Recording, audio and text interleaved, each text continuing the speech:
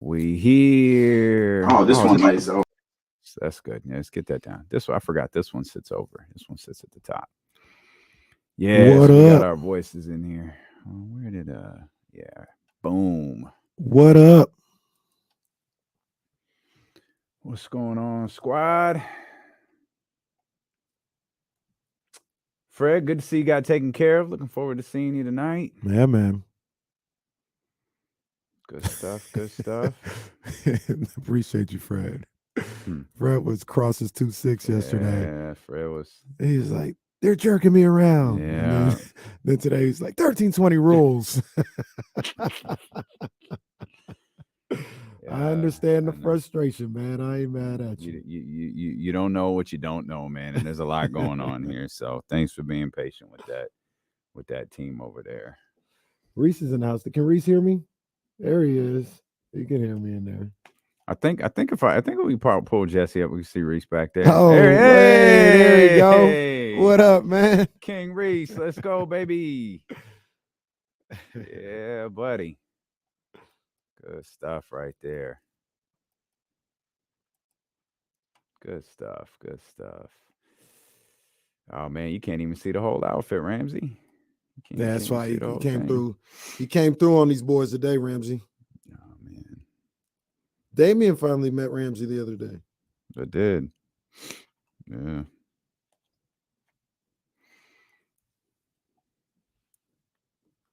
Ramsey. Man, I hope so, young Cole.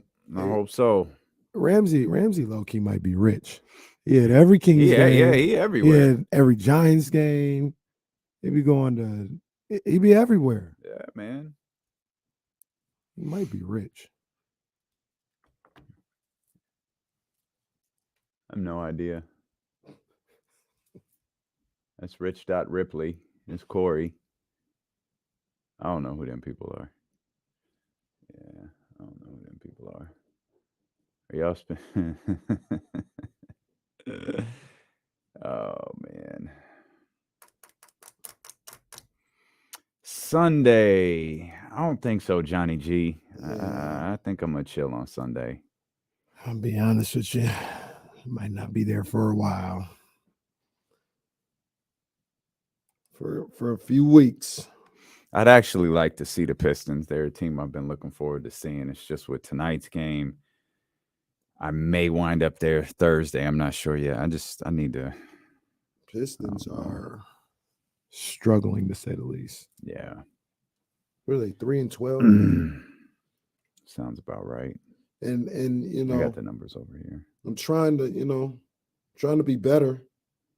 Yeah, I'm not trying to go there, but you know, there were a lot of people in Detroit talking crazy. Now, and I ain't even talking about like the whole Detroit versus Sacramento stuff. I had some media people in Detroit that was talking crazy. I got it in my bookmarks. I'm just deciding whether or not I want to address it. But it's in the bookmarks. I hear everything everybody say.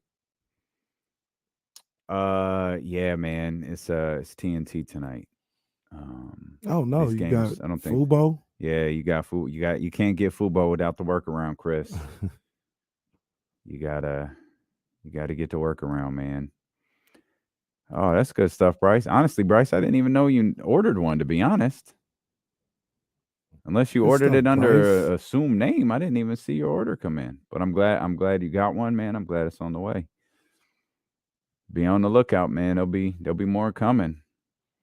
We got more stuff from Chiron we haven't dropped yet. Yeah, man. You gotta have that. You gotta have the workaround, bro. You gotta have the workaround if you're gonna use that. All right, showtime.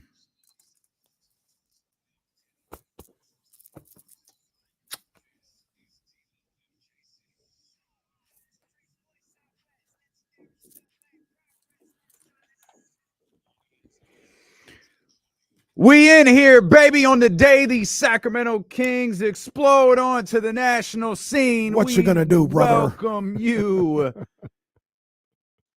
to the Tuesday, November 15th edition of D-Lo and KC. I'm Damian Barling. Acknowledge me! He's Kenny Caraway. Yes, sir. Acknowledge me. And we are so happy that you are here with us. Phone lines are open for you, 916-909-1320. Eric Crocker going to join us at the top of the 1 o'clock hour. Coach Stan Van Gundy going to be with us. Hey, Stan Van. He'll be on the call for the Kings and the Nets tonight. He's going to join us coming up about 1:15 or so, about 1:17 to be exact. And then Jason Jones of The Athletic and, of course, J Street Vibes podcast. He'll be with us in the final hour of the show as well. Phone lines are available for you all throughout the day, 916-909-1320. Phone lines are back. We're back. Yeah, they were back yesterday, weren't they? Didn't we take calls yesterday? Oh, yeah, we did. Yeah. Kamara called. Oh, Kamara called. That's right. Yeah. And I think we got tickets to Detroit and the Kings on Sunday as well. So plenty ahead here. And, of course, we're gearing up for tonight's nationally televised game with the Sacramento Kings and the Brooklyn Nets. Kings, everybody is aware, have won 6 of their last 8. They've won 3 in a row. I think that's their longest winning streak dating back to last season. I think this matches their longest winning streak dating back to last season. And the Nets, well, the Nets still have stuff going on. Kyrie Irving will not be available. I think Ben Simmons is questionable. I'm hearing conflicting reports. Some say he's going to play. Some have him questionable. So Check not the sure. injury report and see. I thought he was questionable. He was questionable last I checked, but then okay. I saw some stuff from on Twitter saying it looked like he might play. So okay, I guess questionable. That's questionable. yeah. Upgraded to probable. Like, all right, dude, is he going to play or not? I kind of low key think it's a big deal if Ben Simmons plays. I think so too. I mean, he's a really good defender, really good perimeter defender. Another person for them to potentially put on De'Aaron Fox. So, yeah, it is a bit of a deal. That roster changes without a guy like Ben Simmons there. Because I was going through it yesterday. They got somebody named Edmond Summons. You're making that up. No, they started the other day against the Lakers. A real name. Watch him go off tonight. That's a name from NBA 2K. Stop it. Stop it. Yeah. So yeah, they need all hands on deck. They need Ben Simmons tonight. The Kings' offense is good. Yes. The Kings' offense is really top good. 5. Well, see, this is what I talked about. J Street Vibes. I don't know all streaming platforms. Look, Will Z comes up with some great stuff. You know, I'm not disparaging any of the advanced analytics, the advanced stats. You know, the rating, the per 36, the per 48, 100 possession, all that sort of stuff. Look, man, I'm old school. Kings are top 5 in points per game in the NBA. All right. Top 5 in points per game. Tied for second in field goal percentage. I think they're shooting like 48% from the field. And they're top, trying to think of Will Z's preview today. Are they 7th in 3-point percentage? And they're taking a ton of threes. I think it's 39.3 per game is the number that they're taking, and they're 7th in 3-point percentage. Yeah. That's why they're winning games. It's working. That shot's falling. That three, and of course, Kevin Huerter, the greatest 3-point shooter in history, knocking down. 50%. It's not going to last all year. Yes, it is. Kevin Huerter's going to make 50% of his threes all year long. That's Can't the way stop, it works. won't stop. That's what I heard. Shout out King Combs.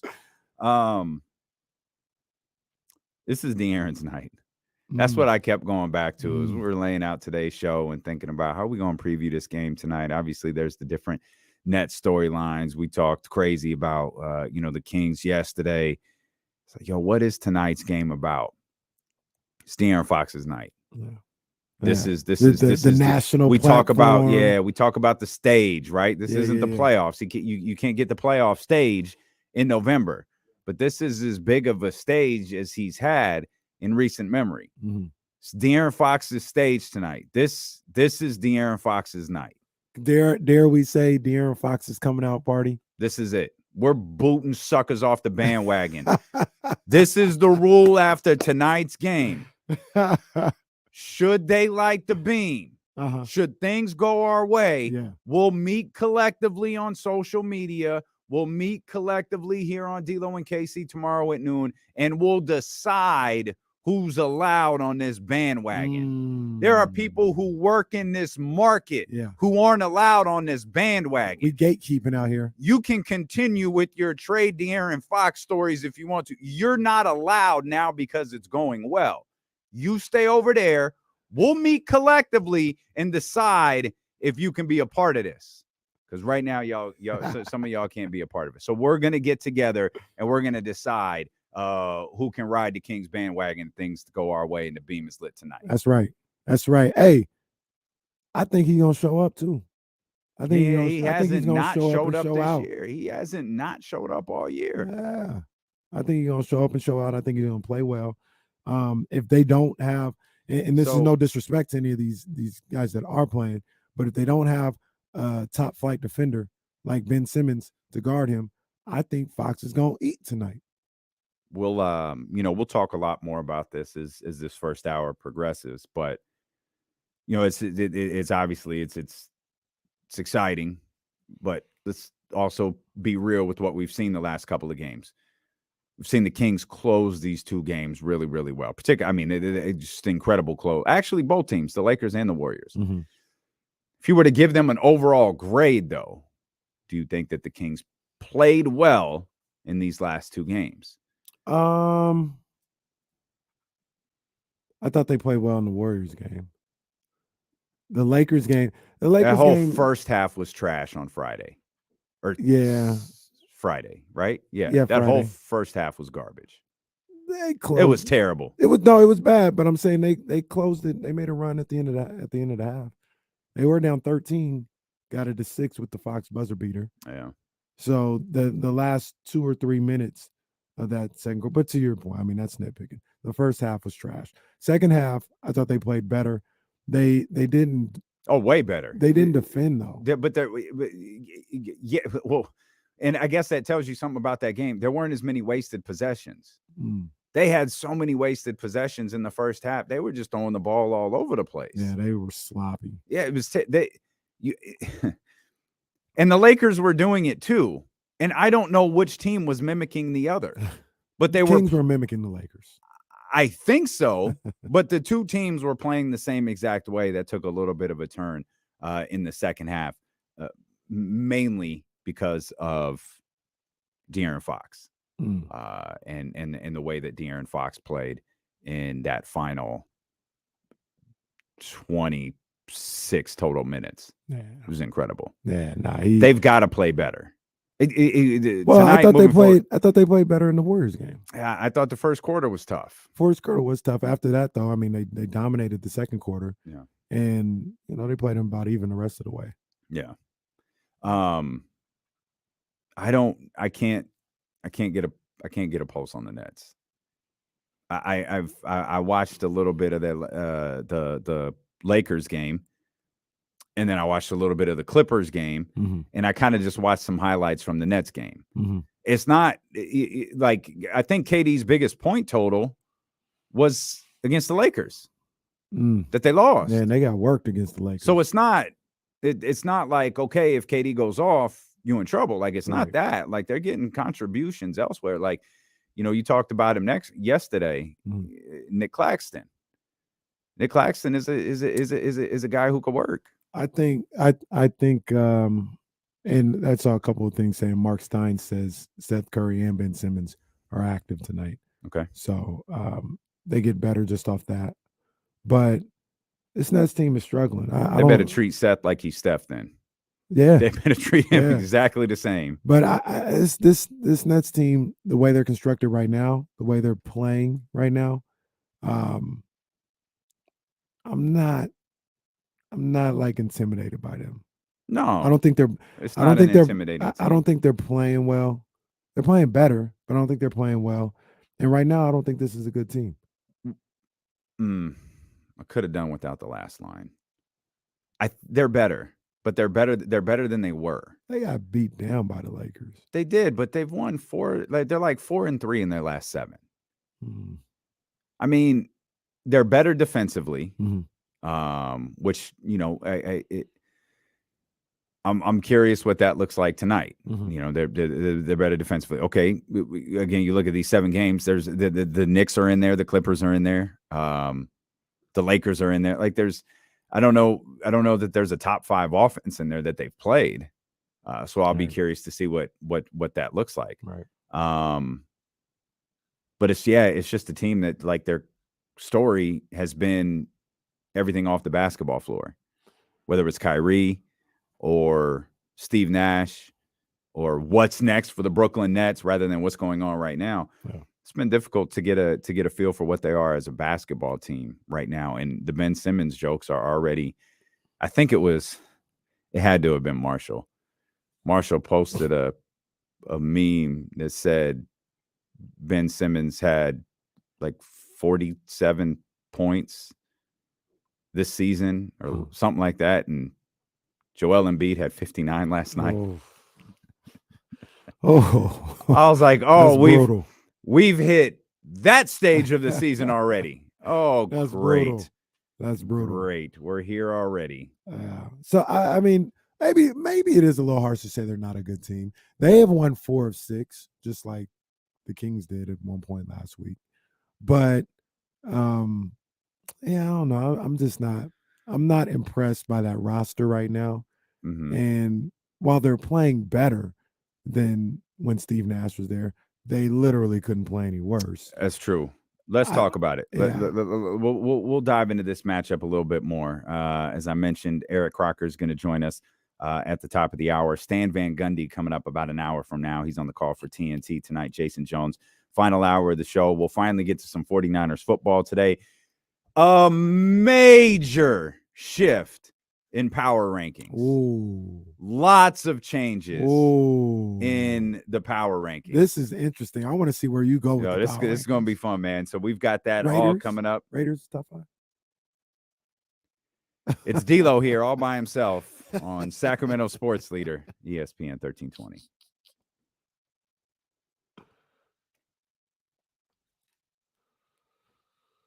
Whoa.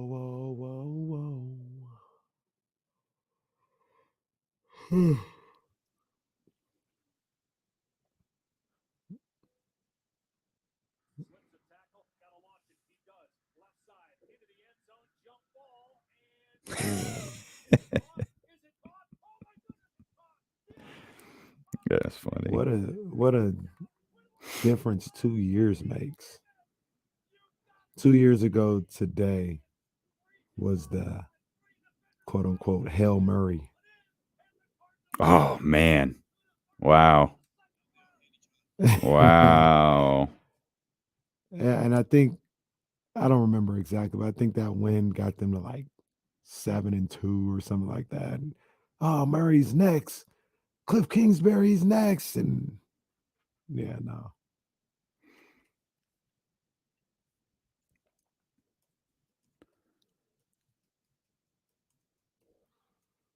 Mm-hmm. Oh, there we go. Reese, how we sound, man? Get a thumbs up. Oh, 1 thumb up, not 2? Man. Oh, okay, 2 thumbs up. Cold world. I had to coax you into it.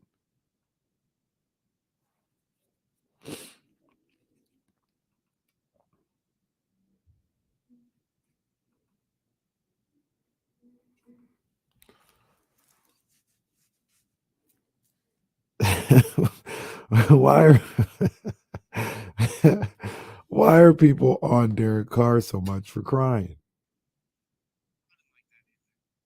You didn't like him crying?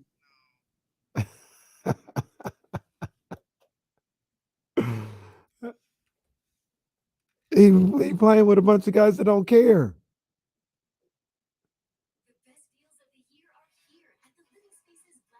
Living Spaces. Willie Green. Absolutely Willie Green.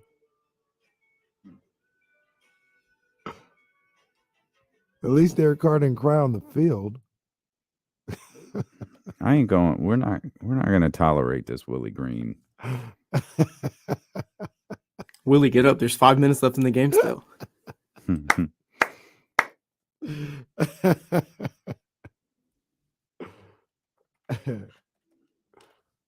Willie Green. Much respect to Willie Green.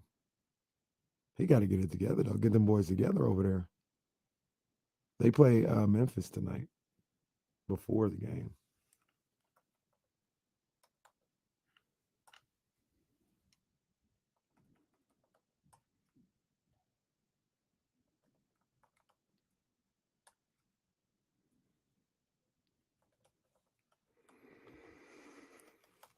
Oh, man.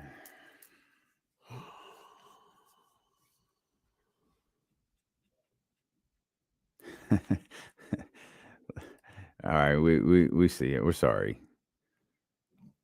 Let us be miserable and hey, we all understand the misery. It's all good. Boy, me and Mia got different definitions of. I'm gonna send the pictures right now. You know what? She sent them to me. I think she thinks this is the group chat. Oh, okay. Long as one of us got them. She texted me earlier, and she's like, "Y'all good for 11?" I think she was. She just don't like talking to me. Damn, they been getting left out again. She's It's a true intimidated. story. They don't like oh. Y'all just got to realize I am a certain way. You either gonna have to learn to love me or not. Like all Sunday, I was like, "Are you okay? Is everything all right?" Like, oh, I swear to God, if you ask me one more time, I'm not gonna be. It's not gonna be. Like, this is how I look. I look perpetually unhappy, but I'm fine. Leave me alone. Yeah, like you should stop asking me. Derek Carr did a Viola Davis level cry.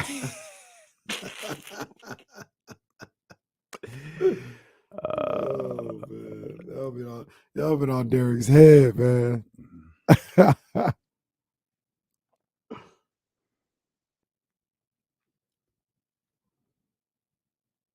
And these pictures are terrible. God damn, why are you so far away? There's only one good one. Man. And doesn't she have one with all of us? With her in it too? Man, these pictures are ass. Why is she standing a mile away? God damn. We look at this picture. We don't even look like we're in the same zip code. What is going?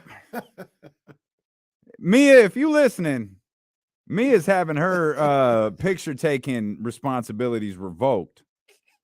Well, oh no, yes, she did take that one. These pictures. I was about to stall her out and say I don't think she took that, but yeah, she took those. She definitely took these, man. These look terrible. I can't. What am I going to do with these? I'm trying to show my man Prep Curry the outfit. Mia's not normally the photographer. She's usually the one getting the picture taken of her. That's true. So, you know. That's true. How it goes. I matched the Odyssey sign today. All this orange I got on. The fit is cold. It's my dude Prep Curry, man. This is the outfit I was telling y'all about. It's bold to wear to a nationally televised game. That's for sure. Yeah, man. Let the people know. Bold color. I'm here. Yeah. The funny thing is, I had something. First thing I had on was damn near exactly what you had on. Is a yellow hoodie, camouflage, and I kept putting on the shoes. Like the shoes don't look right. It's like this doesn't look like I wanted it to, and so I was like, what am I gonna wear? It's like I got to get some pictures with my man's outfit on. So I took that, and here we are. Here we are, man. Yeah, now I'm insecure about it. Yeah, you're good. You're good.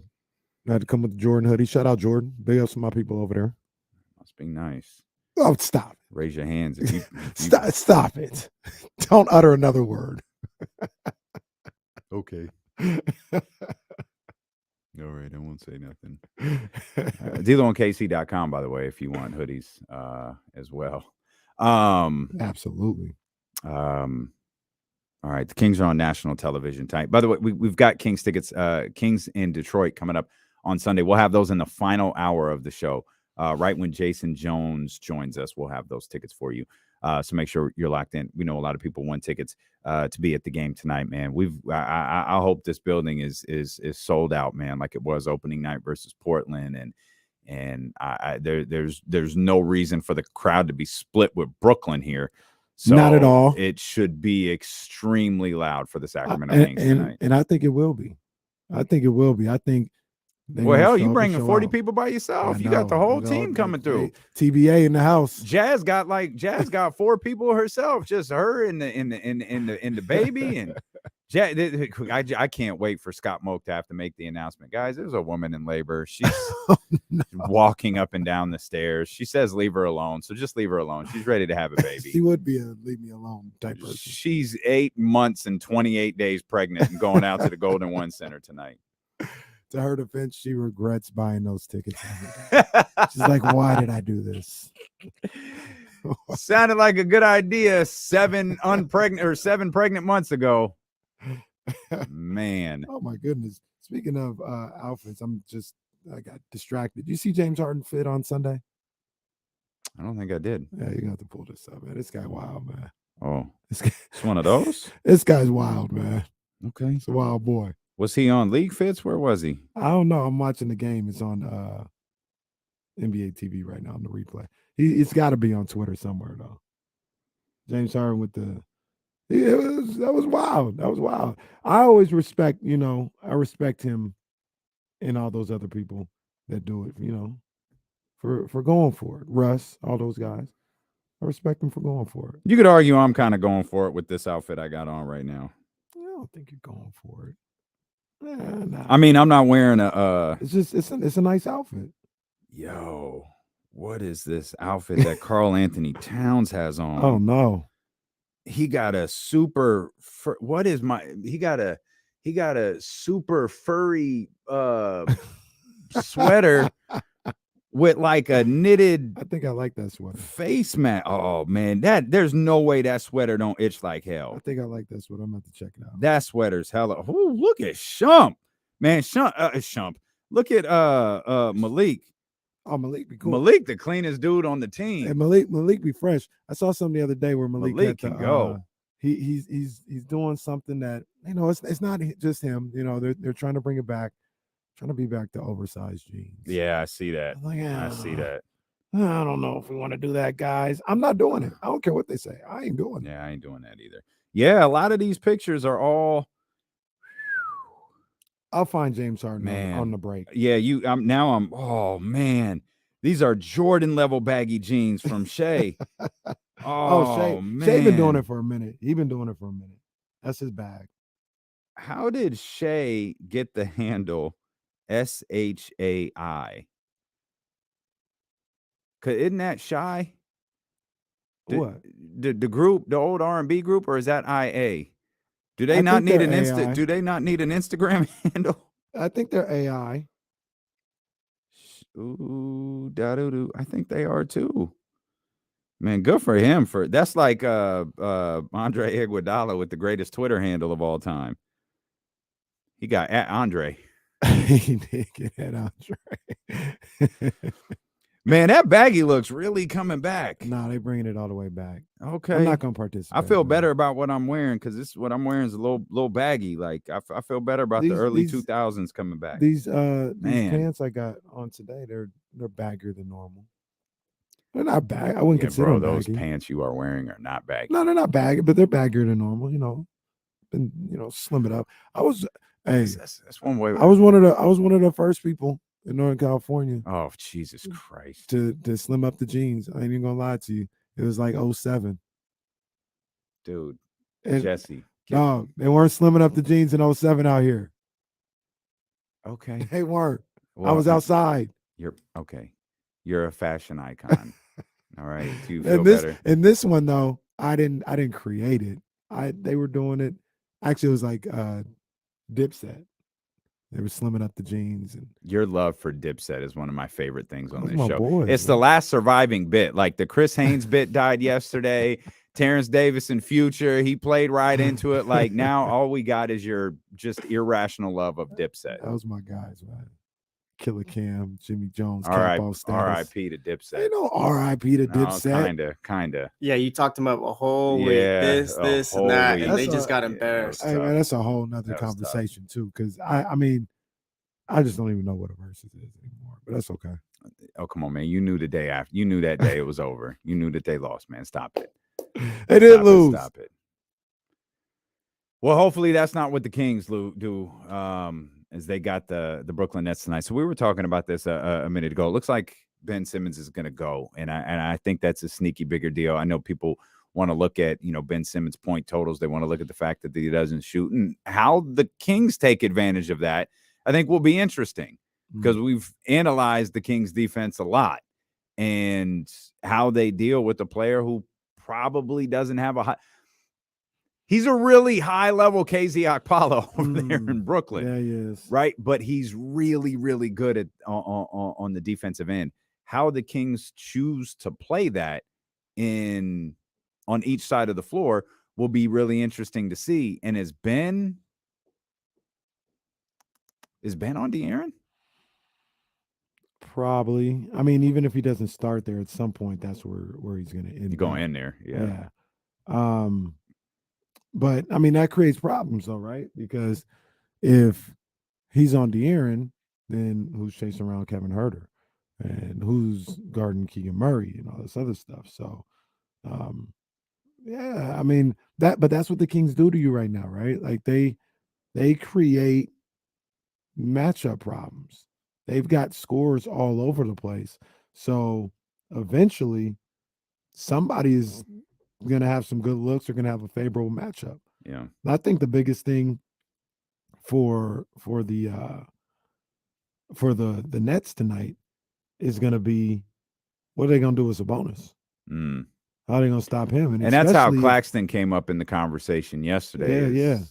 And especially if he gets in foul trouble, if Claxton gets in foul trouble, Sabonis could feast. He could absolutely feast. Well, as long as the officials don't decide to even it out by putting Domantas Sabonis in foul trouble. You know how that goes, man. Hey, let that man play. And it's interesting. It's gonna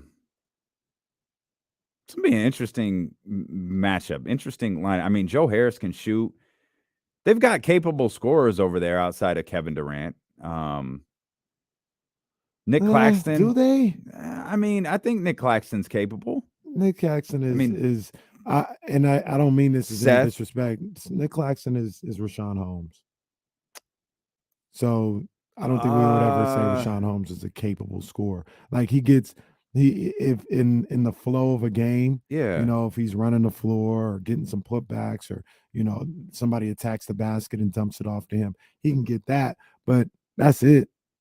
Like he's not getting nothing in a set. Like they're not giving it to Claxton to go to work. Joe Harris is a great shooter. Seth Curry's but Joe Harris hasn't been the same for about 2 years. No, he hasn't. He absolutely Seth Curry. It's that's really my boy. Seth is the one that's really like, okay, Seth is back. But this first game back, right? No, I think he played versus LA, didn't he? Maybe he got hurt against LA. Is that what happened? Well, I only say that because it had to be noted that he's active. So he either got hurt or didn't play. This can't be his first game back not for the whole season, but just from like whatever was ailing him. Because I don't think he played against the Lakers, but whatever was ailing him there, his first game back from that. Okay. Well, regardless, Seth can go. Yeah, that's the thing. Treat Seth like Steph. Stay out there. And KD, I don't really know what you do with KD. Nothing. Yeah, you just kind of hope for the best. Nothing. You don't do nothing with KD. That man is a problem. Hope that he's not interested. Now I'm flustered. When did Seth last play? Because he didn't play versus the Clippers either. Tyler says he came back the other night. That does the other night what? He missed the Lakers game. He missed the Lakers game, but he played the 4 games before that. Okay, so he played. Yeah, he played the Clippers game. He played 23 minutes versus the Knicks. I guess he's just coming off the bench. But he played 23 minutes versus the Knicks, and he played 28 minutes versus the Clippers. And that was a back-to-back, so that's probably why they sat him against the Lakers. Yeah, he had 22 versus the Clippers. He can go. But I mean, even if he's going, you've got you're gonna get you could probably, Royce O'Neal and Nick Claxton will combine, for 20. Mm-hmm. I don't know if Ben Simmons is in fact back. I can't wait to see how Mike approaches this defensively, because there's probably a lot of different things that you could do, especially. Like you've got to keep Kevin Durant and Ben Simmons on opposite sides of the floor, don't you? Like they can't be close to each other because you can't afford for the defender to fall off. Unless they have him playing like Draymond, Rome handoffs, dribble handoffs. I don't think he's like a screen setter like that, but use him as an initiator for the offense to get KD and get Seth some looks. That could be the way they use him, But if you do dribble handoffs, aren't you just drawing another defender to the shooter? Works for the Warriors. Well, that's because you got the greatest shooter of all time there. And Kevin Durant ain't that far away. No, he's not. He's not. Yeah, I don't know. I don't know what Jacque Vaughn has in store offensively for that group, but they are a tough team. But right now, as they're currently constructed, they don't put a lot of fear in my heart. No, they shouldn't. No, they shouldn't. Kevin Durant should. Yeah. The Brooklyn Nets should not. Yeah. But I also don't want to sleep on the fact that I do think this is a team trying to get themselves together. I don't know what the absence of Kyrie Irving has meant to their recent record. Again, it's not stellar. It's 4-3. But if we're going to be excited about 6-6, then I'm going to respect the fact that this team has won, 4 of their last 7 games. Or would you say 4 of their last 6? Yeah. But I don't know what the absence of Kyrie Irving means to the way they're playing right now without him, or what it potentially means when he returns. But I feel like that's going to be something that's watched really closely. Yeah. Because even if it's just a minor improvement for this team under Jacque Vaughn, it's still an improvement. And the improvement has been made without Kyrie. So if you come back, or Kyrie comes back, and something shifts and something's off, and you start to see basketball similar, because Kyrie's always been I typically don't use these terms, but a negative defender, right? Like he's not a good defensive player. No. And I don't look at him as a turnstile, but he's not a good defensive player. That's not like a strength. I mean, if it's De'Aaron, Steph. No, well. Oh, really? I think so. I don't feel like if is Steph going to give you, like, if Steph drops 30, is he going to give you 25 back, 28 back? I feel like Kyrie will. Maybe. I mean, think about when Steph goes up against Dame. Although that's a little unfair because Clay used to always guard Dame. See, that's what always happened, right? When they were at their height, Steph never really had the opportunity to give back 28 because Clay was guarding Kyrie. Clay was guarding Dame. Clay was guarding, Westbrook some of the times. So that was always the beauty of what they were able to do. But I said he's like Steph to say I think Kyrie's a little better of a defender than maybe his reputation is. Like, not great. Like I look at him like what we think of Kevin Huerter, right? Like I don't think of Kevin Huerter. Yeah, defensively. I don't think of Kevin Huerter defensively. Same thing as with Kyrie and Steph. There are other guys. No, I don't. There. But I don't see Kyrie and Steph as the same thing. Like, if you want to, I can see equating Steph and Kevin Huerter. Like, I just don't think about them defensively. I think about Kyrie being bad defensively.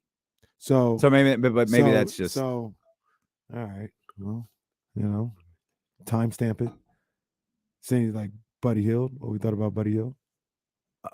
Maybe not that bad. Oh, damn. Well, no, like I don't. Tyrese. He looks disinterested. Like he's going through the motions. Buddy often looked lost. Like there are some bad defenders who look lost, like they're trying to do something, but they forgot, or they're trying to do something and they can't, whether it's mentally can't, physically can't, whatever, but they just can't. Kyrie, I feel like just goes through the motions.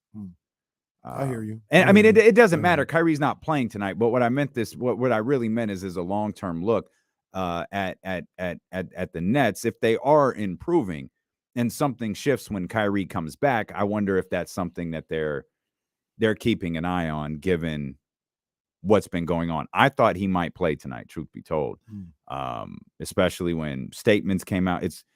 He's still suspended, which, Jesus, that's a whole other story. But he's still suspended. So, but Adam Silver, Joe Tsai and his wife, Joe and Claire Tsai, they've seemed to come out and make positive statements, and it felt like a return was imminent. But I guess that return will be in Brooklyn at some point. I guess so. Unless something goes wrong between now and then, which is possible. Who would be surprised? It's possible. One tweet away. But yeah, I mean, I look at this team right now, this Nets team going up against this Kings team, the way they're playing right now. A lot of things could happen. I don't know. But I'm looking at what the Kings typically do. They get to that 120 mark. I have no reason to believe they won't get there or close to it tonight. How are the Nets going to keep up? How are the Nets going to get to 120? Yep. Now, Kevin Durant, that's how. Well, Seth Curry. Well, I was going to say on that aspect as well. We say that, but this is also a Kings team that doesn't play great defense. So maybe by virtue of the fact that they're going up against a Kings team that doesn't play great defense, they could get to their 115, 120, whatever they need to win. But how many did the Lakers put up the other night? Because that's not 113, I think. Is that 116? My bad. Okay. The Lakers against the Nets or against the Kings? No. I'm sorry. No, the Lakers against the Kings. I don't know. I have the notes right here. Hang on. They put up, it was 120. Final score was 120 to 114. So I think, and I'm reaching 107 was the Lakers average on the year. Like they were one of the lowest scoring teams in the league, if not the lowest scoring. But they were one of them. I don't know. I can pull up to see what Brooklyn's number is, but yeah, I mean, it's what we've been talking about. The Kings have defensive moments where you're really encouraged, particularly because they, in recent games, have led the victories, whether it's defense on Steph, or just overall defense against the Los Angeles Lakers, whatever. Like you've felt good about those performances, like James was talking about yesterday. The 8-0 run. Well, the fact that you got the O there, that's a big deal.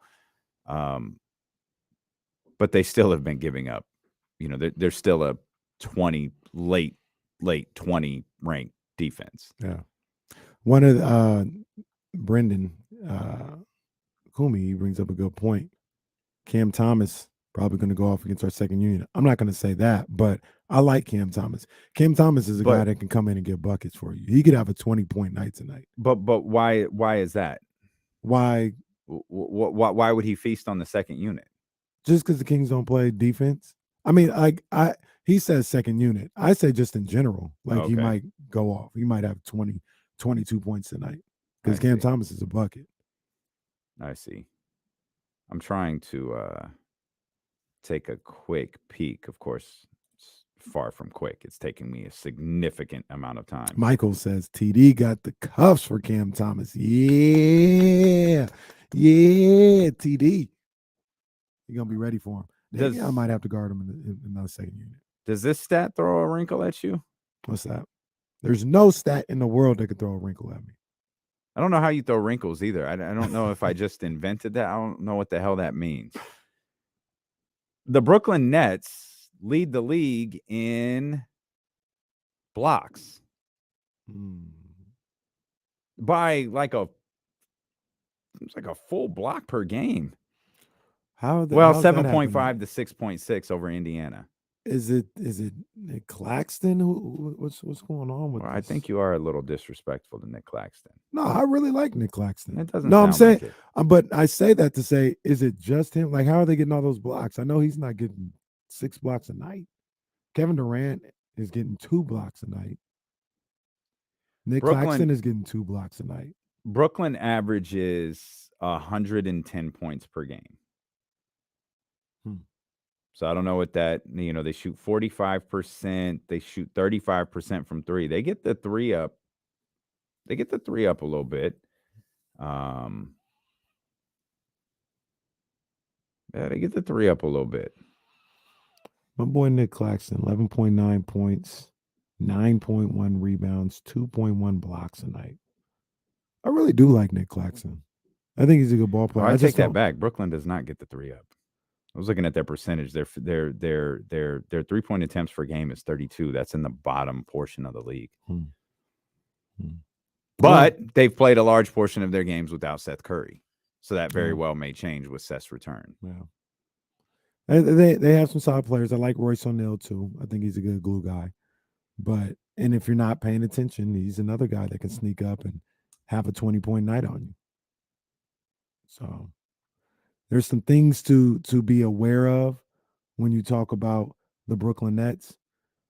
But I'll put it to you like this. Kings play like they played on Sunday. They'll beat the Nets by 7-10. Okay. They play like they play on Friday. I don't know. I don't know what's going to happen. Mm-hmm. Yeah, it's different. Although one of the things that happened on Friday was in that first half, Anthony Davis dominated inside. I don't know if they had Kevin Durant might be able to do that, but they don't have that type of presence in Brooklyn to make these guys pay on the inside or get to the free throw line and dominate. Obviously, Kevin Durant can get to the free throw line 10 times and a half, but I just see a lack of playmakers from Brooklyn right now. That's really what it is. I only see one guy that can kind of create offense. It's wild to me that they lead the league in blocks. They got some sort of interior presence. Durant and Claxton is what it is. Durant, Claxton's 2. KD's 2. They're both averaging 2 a night. I don't feel like KD. Oh, man. Where's KD getting his? Is he getting his on like turnarounds or is he actually down there? I don't know. I can't tell you. He's blocking jump shots. Yeah, he's taking balls out of the air. Yeah, jump shots and maybe on the help side or something like that. But Stan Van Gundy joins us in about 30 minutes. He's on the call for the Kings and the Nets tonight. Eric Crocker joins us coming up here at the top of the hour. Plus, talking about Kevin Durant, it could potentially be a big assignment for the rookie, Keegan Murray. We'll talk about that when we return here on Sacramento Sports Leader, ESPN 1320.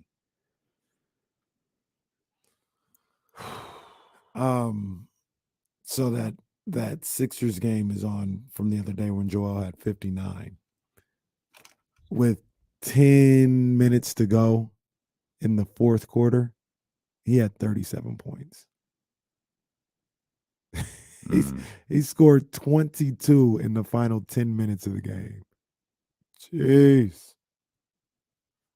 I'm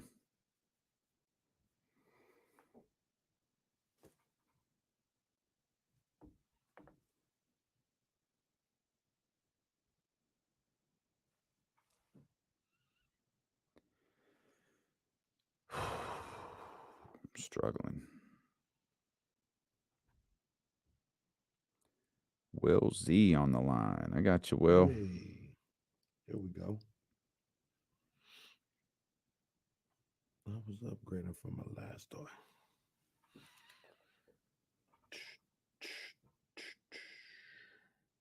Let me find James Harden.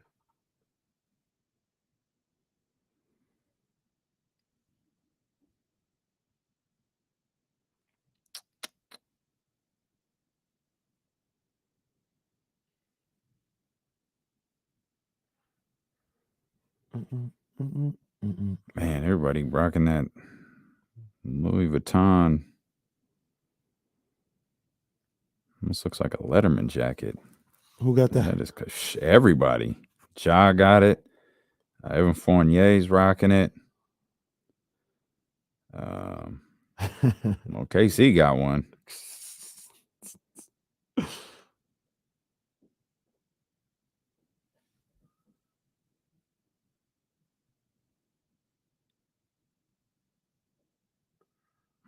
Damn, how can I not find this? It's crazy what he's wearing. Oh, that's a good call, Michael. I like that.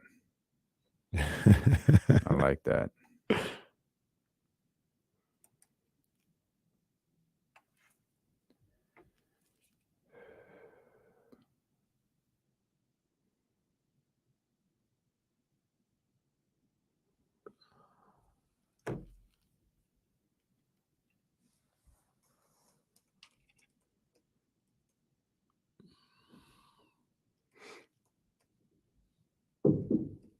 Damn.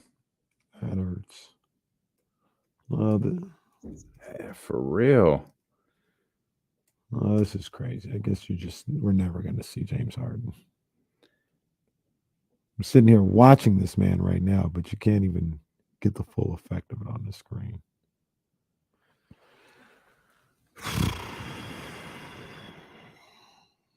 B. Perry, 1793. Austin, stand up. How are you going to make everyone watch, man? You work at a bar, restaurant? Where we at, man? What's going on? What's going on in Austin? You on 6th Street somewhere? What's up, man?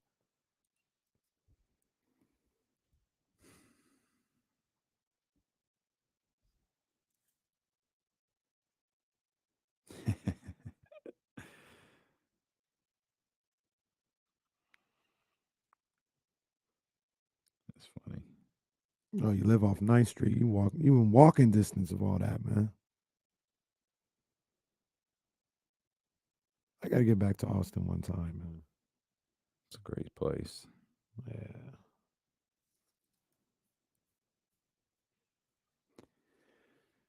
It's a great place. Austin got them barbecue joints. Indeed. Hit the thumbs up while you're here, guys. Hit the thumbs up. Hit the subscribe button if you're new, man. We appreciate you being here. Eric Crocker coming up in a couple minutes. Stan Van right after that. Beam team, baby. I like that. I like that. Beam team.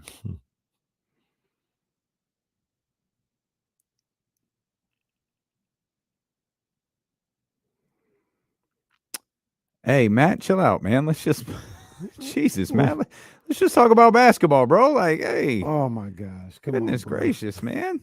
Come on, man. We just hype. Jesus. Chili, be nice. Be nice, Chili.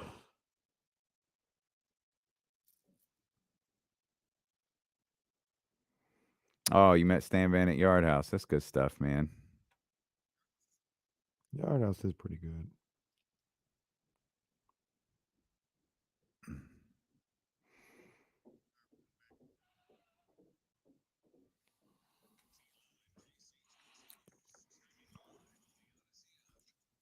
Live on Odyssey app, live on twitch.tv/ESPN1320, youtube.com/ESPN1320 as well. Eric Crocker set to join us in just a couple of minutes. We'll talk 49ers football with him. Stan Van Gundy right after that. He's on the call tonight for the NBA on TNT. We'll talk to him right around 1:20-ish or so. He'll be with us. We mentioned as we gear up for the nationally televised game tonight with the Sacramento Kings and the Brooklyn Nets, Keegan Murray could draw a pretty big defensive assignment. Yeah. Though he hasn't shied away from a single assignment he's had offensively or defensively, I would guess Keegan's on KD to start. Possibly. They may go with Harrison Barnes on him. I don't know what Coach Brown has in mind for Keegan from game to game. Yeah. He sees him every day. He knows what he's capable of a lot more than I do.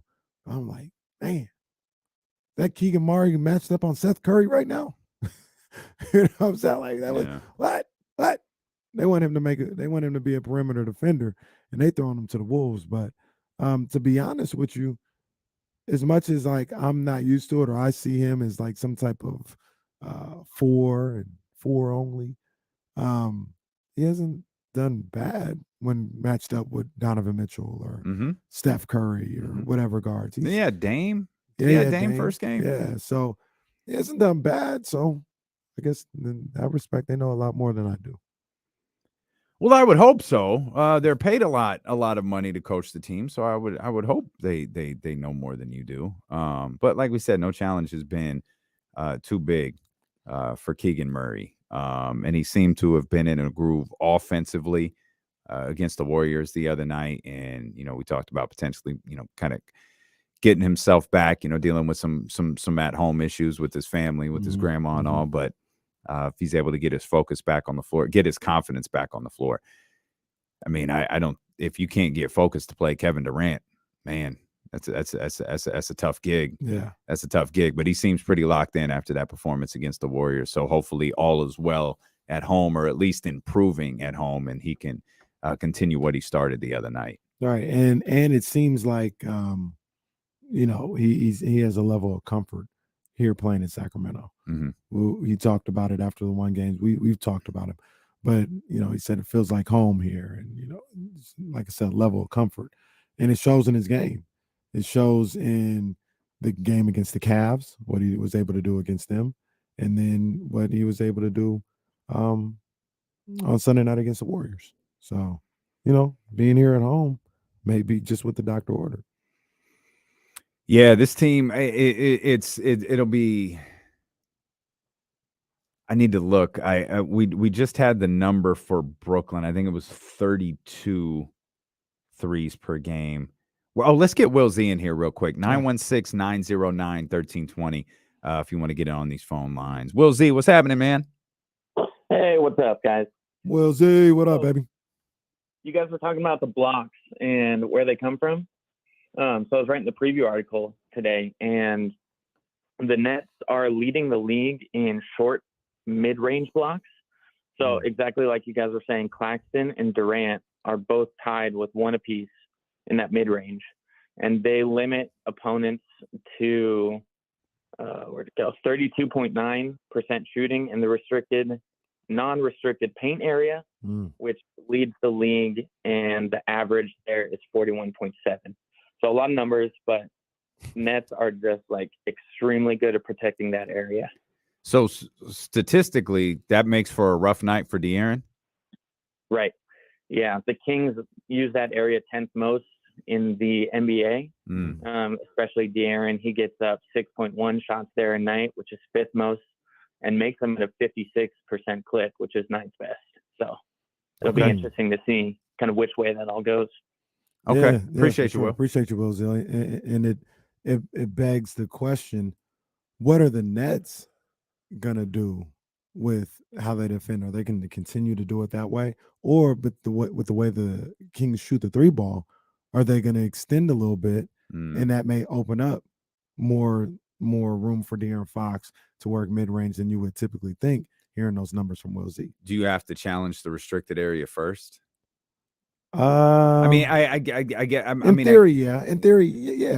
But the Kings, they get the threes up regardless. If they're, and this may not be exactly how they're defending, but if Brooklyn is sagging off and giving this team wide open threes, or looking to protect the paint more than stopping the three ball, I don't know. That may be something where if Herter or Monk, even De'Aaron are hitting, it may draw those guys out. They got to stop that, and then at that point, that opens up that mid range. But I don't know if it's that simplistic with how. Well, it's probably a dumb question on my part, because they'll run the first play and look to see what the Brooklyn Nets defense is doing.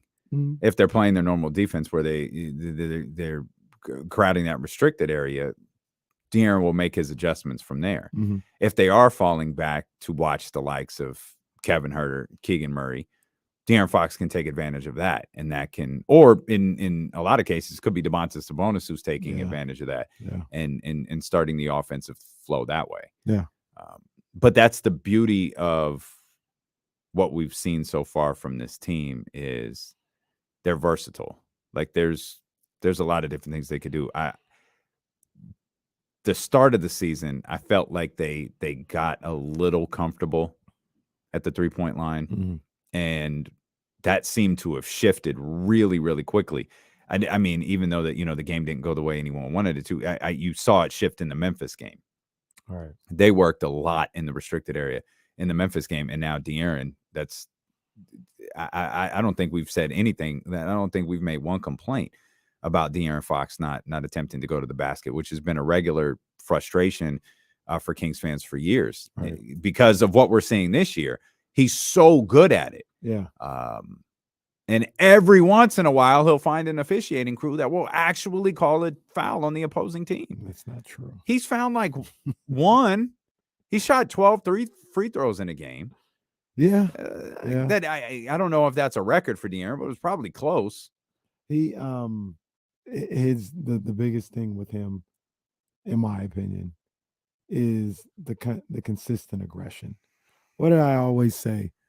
You know, since we've been doing this show, what I want to see from De'Aaron Fox: 17 to 20 shots a night. Mm-hmm. That's what I want to see. I'm just looking at the log of shots right now.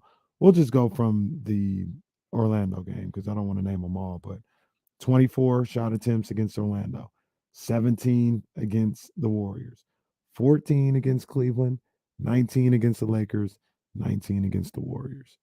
He's got to get them up, baby. He's got to get them up, you know, and he's doing that. He's doing a great job of it.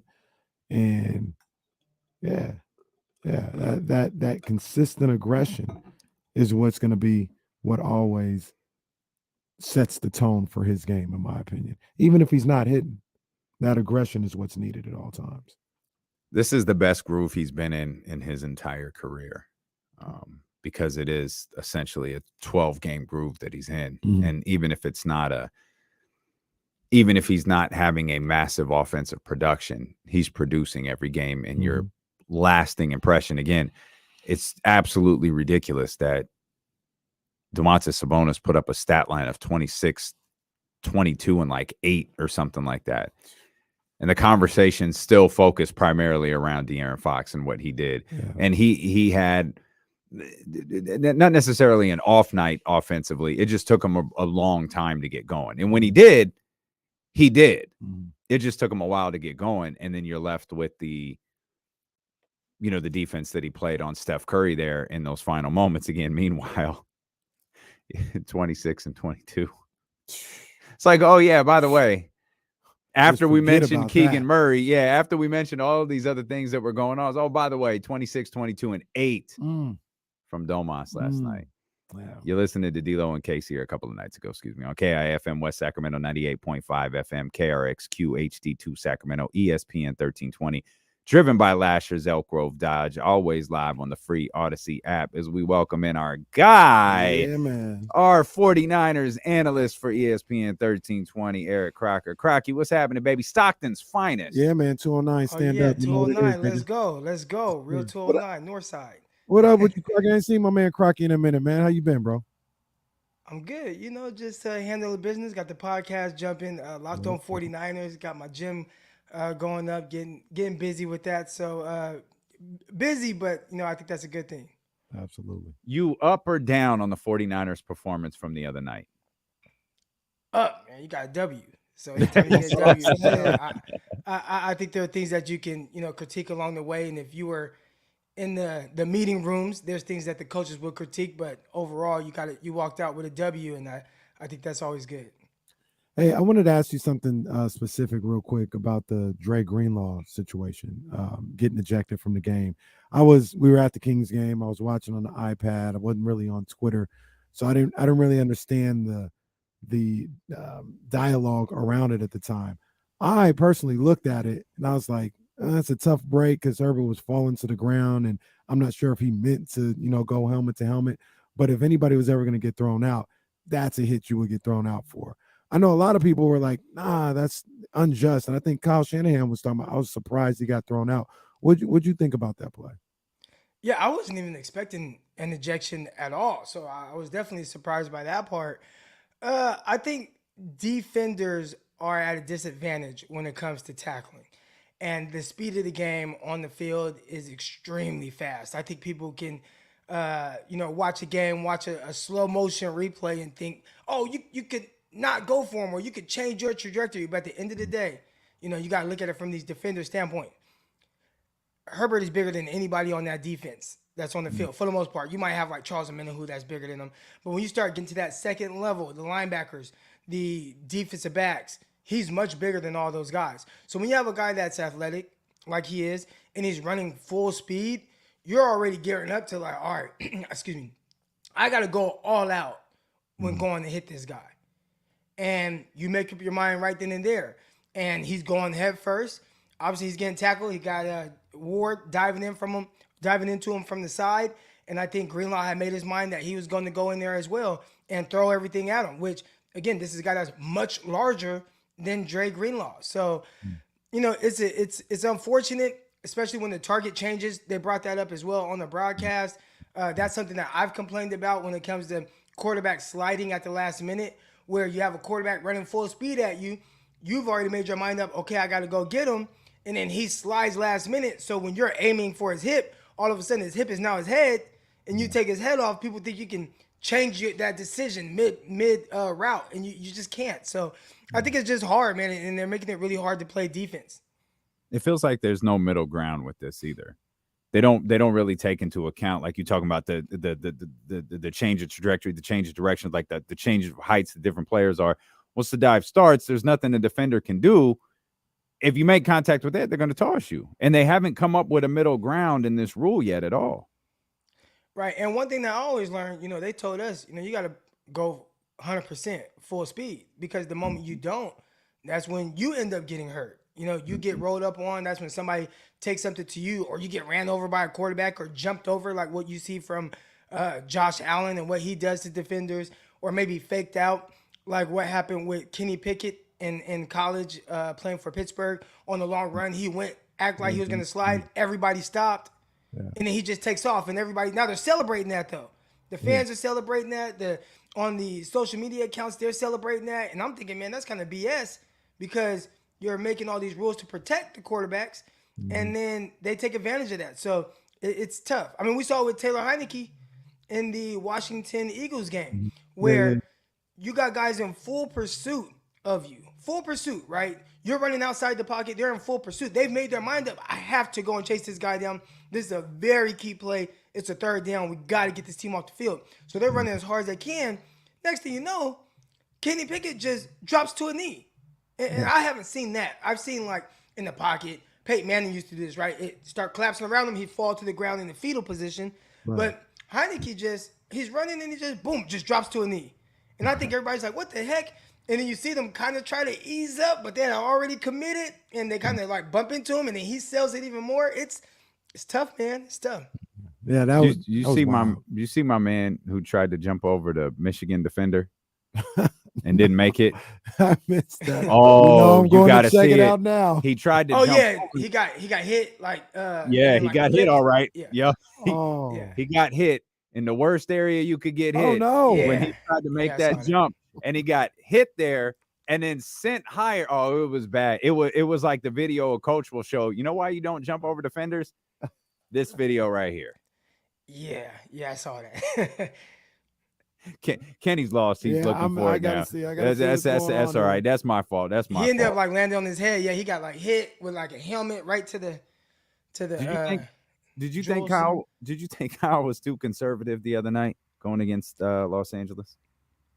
I think Kyle was just conservative in general. He's kind of told us who he. At some point, you just have to accept the fact that Kyle Shanahan is just more of a conservative coach. And I think his style is that. I've questioned. Man, this is a guy that has all these weapons. Even before getting Christian McCaffrey, you got Deebo Samuel, George Kittle, Brandon Ayuk, Kyle Juszczyk. You got these running backs. You got all these guys, and I felt like his play calling was conservative, and he played to the defense, which is fine. Your defense is great, but you are the offensive genius, and you're leaning on your defense to win you the game. So I think he just, in general, has more of a throwback conservative mindset where it's not go out there, go get it. So I think, if the opportunity presents itself, he will put up 22 points, and he hopes that's enough for a win. And I think his main thing is, I just have to score more, like, even if that's 3 more points, 2 more points than the opposing team, as opposed to teams like, let's say Andy Reid, who's trying to go out there and score 100 points on you every time he steps on the field. Right. Now, see, like the funny thing about that is, and maybe I'm just a Kyle Shanahan defender. Okay. You are. Shenny, that's my man. You are. Yeah. All right. But it, like, people always talk about, offensive genius. Is that his fault? Like, if you ask Kyle Shanahan, he'll probably, like you just said, Eric, he'll probably be like, I don't need to score 100 points. I need to score more than you to win. And the way I can do that is by protecting the football, running the ball, making sure that I don't turn the ball over, and minimizing. But everybody, oh, you're supposed to be the offensive genius. You're supposed to score 50 points. He didn't say that. Was that you doing my voice? That was a Crocky right there. I didn't even know I was doing a Crocky. But like that's not like people, because other people call him an offensive genius. He catches the grief for that when he would tell you, I'm not trying to be somebody that scores 60 points a game. I just want to make sure we get the win. That's it. And like that, to me, that's kind of unfair, right? But that's, who cares? Fair is where you judge pigs. Like, it doesn't matter. But he's not Mike Martz. He's not like, yeah, we can go out here and put 70 on him. Like, that's not what he does. Right. And again, so when the initial question was he conservative? I would say, yes, he leans more towards that with just the way that he coaches. And I think he was brought in, you think about him, offensive coach, you see what he was doing at Atlanta. That was a high-flying offense, and you want some of that when really kind of history shows with what his offenses have done. He's maybe not the offensive genius, but it doesn't have to be. Maybe he's a great CEO, and he gets everybody to be focused in and dialed in, and he constructs a good team. He constructs a good coaching staff. I think he is elite in the identifying good coaches category there. A lot of his guys going off, getting jobs elsewhere.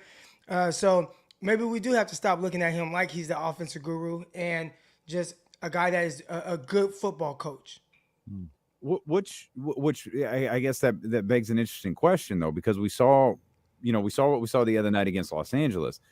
But the last time we saw him against the other Los Angeles team, we had Christian McCaffrey running for touchdowns, catching touchdowns, throwing touchdowns. There was all sorts of things happening in that Rams game. And I ask you, Crocky, like, what's closer to the real version of the 49ers offense, the one that we saw against the Chargers or the one we saw against the Rams?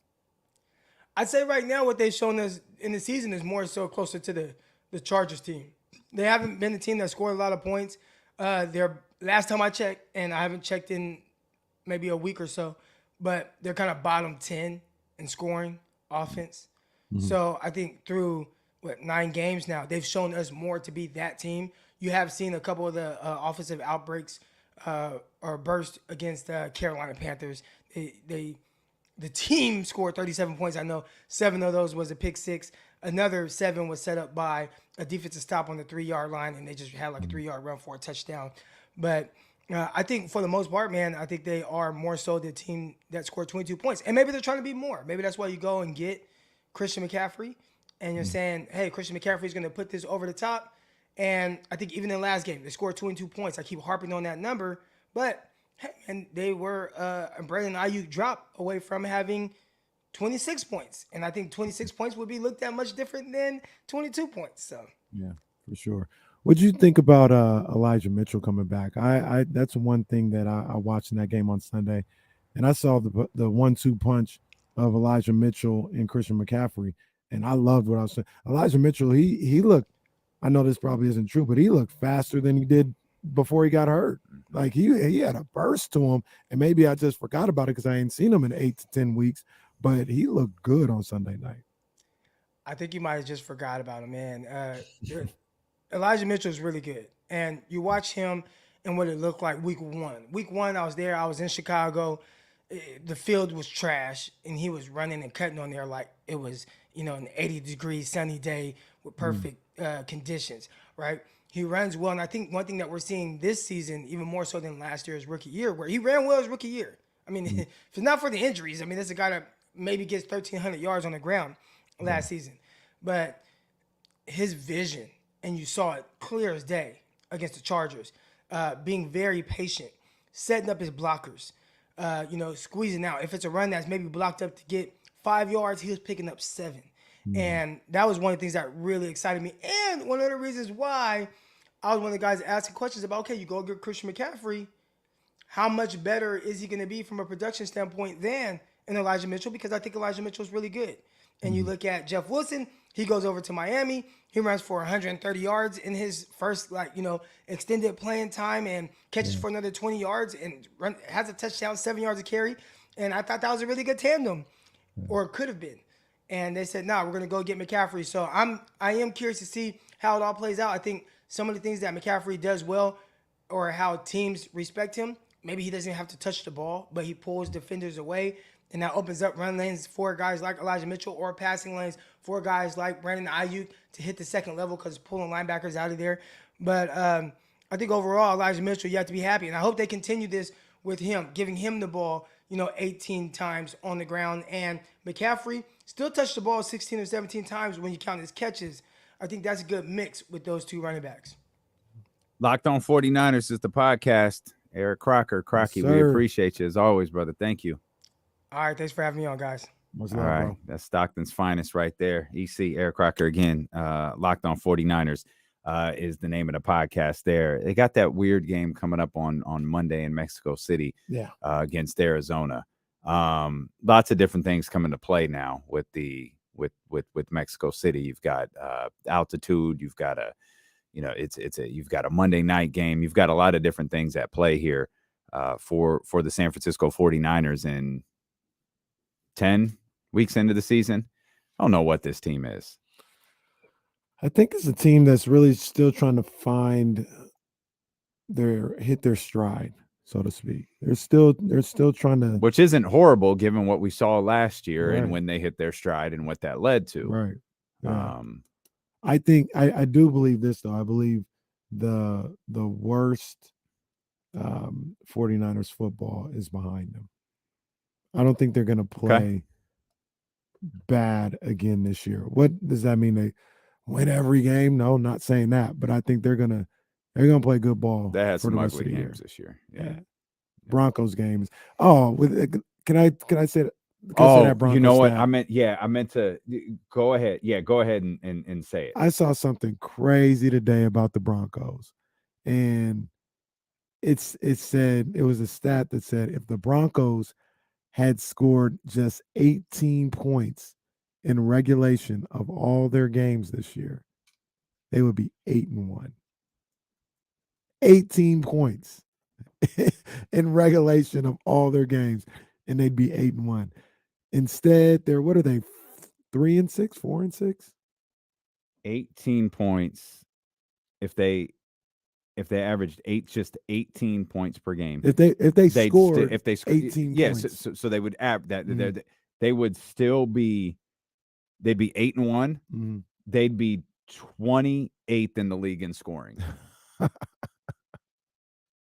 That's how crazy that stat is. Wow. They'd be 28th in the league in scoring and would be 8-1. Jeez.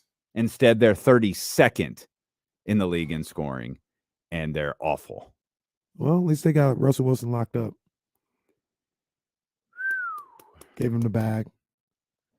Unfortunately, they can't blame this one on John Elway. Blame a lot on John Elway. Yeah, I'll blame it on him anyway. I was going to say, there's got to be a way we can. Yeah. There's got to be a way blame to blame John Elway. Just quick check with everybody. Stan Van Gundy going to join us in a second. Are we good with Stan Van Gundy being the first on the Kings bandwagon? Do we want to give Stan Van Gundy an opportunity to have membership on the Kings bandwagon before it gets full after tonight? Sure, I don't have a problem with Stan Van. I know a lot of people like to crack jokes about what Stan Van. All right with me. Well, you can crack jokes, man. Stan Van's good, man. We'll talk to him when he joins us. We'll talk to the coach when he joins us next here on Sacramento Sports Leader, ESPN 1320.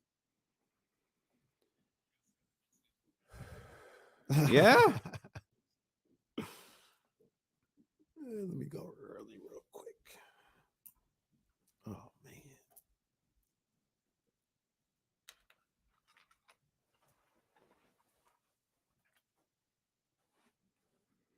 man. Hey, Reese, come outside.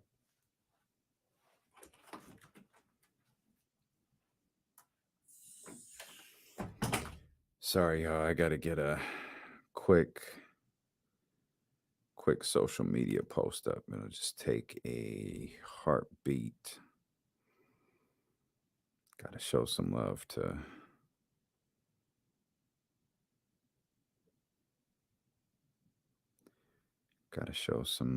my man.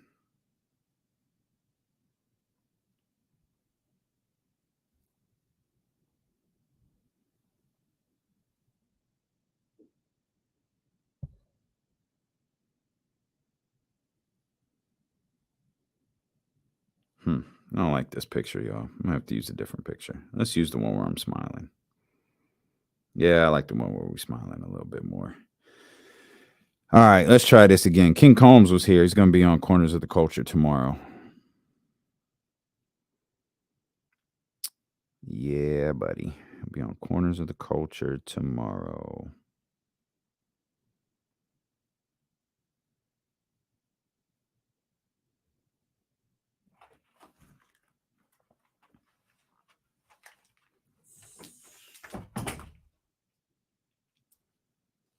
They restocked the vending machine. Oh, Lord. Oh, Lord.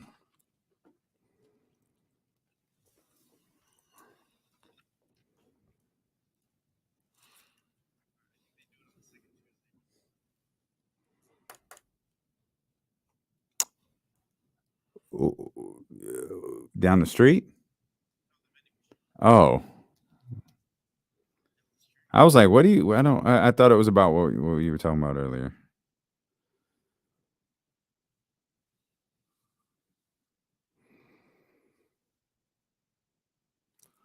J Street Vibes social media post.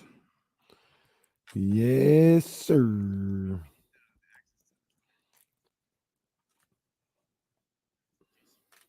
Oh man, let's see what we can do here. I don't know who has it. Oh, I think right it's on, man. Good stuff. I think it's Rob. Oh, right on, man. That's good stuff. You gonna be there tonight? You going tonight? Well, that's probably true. That's probably true. That's how it works. What? True, They did hook it up though. You know what I'm saying? All the goodies are back. Hey, Tyler. Start charging. Start charging. That's a good look. Appreciate you, Wizzo Mac, man. Thank you. Thank you. Thank you. It's gonna be cold as hell tonight, man, because this is It was cold light last night. Too. Yeah, it was cold this morning. Man. That's what I'm talking about, baby.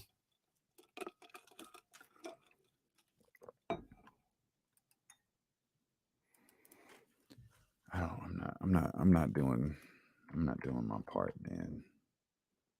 I haven't seen anything graphic. I'm so bad.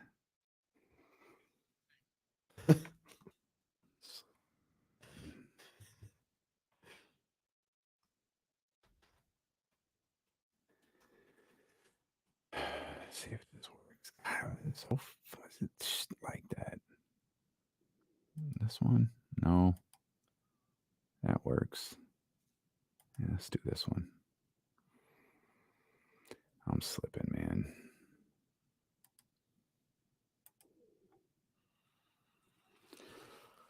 Oh man.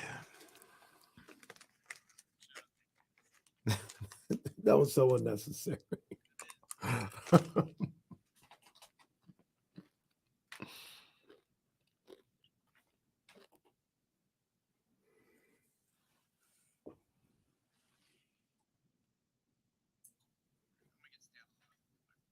Okay. I did see that, Brett. Apparently, De'Aaron hates it. Yeah.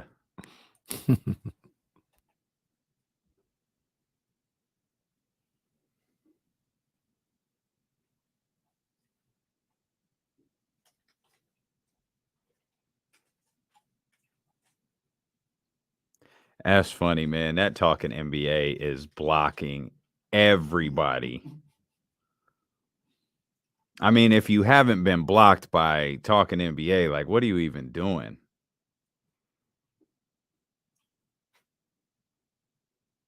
Let me go in there and get blocked. That's comedy. Just mention something about Tyrese and the Kings and you'll get blocked.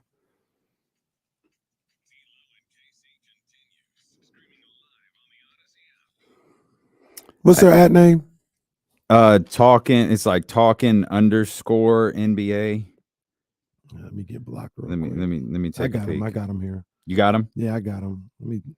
Let me get blocked. Yeah, they firing off blocks like crazy. We might have to go over and get the D-Lo and KC account blocked. Let me get in my bag real quick and get blocked. Shame on the Kings for giving him away. You ain't gonna have to get too deep in your bag to get blocked. They're just gonna see I'm a Sacramento personality. Yeah, oh boy's sensitive. Y'all got to pay attention to what you're looking at too. My man here tweeting about the NBA doing his work says he's got 31,000 followers. Man, his engagement sure don't look like 31,000 followers to me. He got those followers for the low price of buy your followers. Speaking of followers, Coach Stan Van Gundy on the phone. He's on for NBA on TNT tonight. Coach, we're thrilled that you're here with us. We're excited you're on the call. We're thrilled the Kings are on national television. We've met as a fan base, and we wanted to offer you the first spot because it's going to get full tonight, Coach. We want to give you the first spot on the Kings bandwagon. The first spot on the Kings bandwagon. I like that. I really do like the way this team's playing right now, and they're really fun to watch, particularly on the offensive end of the floor. So usually when you see teams like that and the way they play on the offensive end, it feels like it's a one or the other thing, right? And some of the things that we talk about, Coach, is like how are they going to be better at the very least down the stretch on the defensive end? Can you have both? Can you have a team that's top 5 in scoring, but at the very least is middle of the pack defensively? Well, I honestly, the best teams play at both ends of the floor. Right now, the teams that are getting that done, Cleveland and Phoenix are both in the top 5, both offensively and defensively in terms of offensive and defensive rating. Dallas is in the top 10 at both ends. Utah's in the top 10 at both ends. Last year, Boston was, so it really does take that, at least for the teams that are going to contend, maybe not just to make the playoffs, but to contend, you're going to have to play at both ends. And obviously, this Sacramento team's got a long way to go defensively, but Mike Brown has had a history of being able to bring teams around and get them to play at the defensive end. So I don't know how good Sacramento will end up defensively, but they'll be better than they are now. And that offense is for real. Coach, how difficult is it to take over a team and instill a mindset? Clearly, the defensive mindset has never been here, or at least not in a decade and a half in Sacramento. And you can see and we hear regularly about what Mike is trying to do with this team. How difficult is it for a coach in his first year to change the habits of a squad? It takes time, but you can already see the progress a little bit. Like there's 3 things I think. Number one, they're not giving up a lot of fast break points. They've gotten really good. In fact, in this last stretch, winning 6 out of 8, they've been the best team in the league. They've given up the fewest fast break points in the league. They're not fouling as much. They're in the top 10 in the league in, opponents' free throw attempts, and they're rebounding the ball extremely well on the defensive end. So those are all good starting points. What's happening to them right now is the ball just gets to the rim too easily right now. They're giving up 55 points a night in the paint. That's going to have to come way down. They are limiting their opponents' 3-point attempts, which is a good thing. Teams have shot it well against them from 3, but I think that could just be a short-term thing. The fact that they're limiting attempts is a good thing. I think this defense will get better. Will it get good enough? I don't know. There's certainly not any shot blocking there, and their guards are going to have to get better defending the ball. But again, if it could just get to anywhere close to average with what their offense is doing, this would be a really good team. Coach, the catalyst for this offense, the catalyst for this whole team, in my opinion, is De'Aaron Fox, and he's playing probably the best basketball he's played in his career, at the very least, the best basketball to start a season that he's ever had. What are you seeing from him? I mean, it's 6 years in. I know we see him every year. There's a certain level of maturity that we see from his game, but from the outside looking in, what do you see from De'Aaron Fox right now? Well, he's always had the great speed and quickness. He's gotten stronger, which I think is helping him in finishing. He is shooting the ball well from three, which makes it really tough because most teams on his pick and rolls want to go under on him to try to keep him from turning the corner. But when you're shooting over 37% from three, that gets very tough. But the biggest thing, I think, is you mentioned the word maturity. His decision-making has really improved in terms of his shot selection, which is why he's shooting such a high percentage right now, right around 55%, because he knows what shots to take.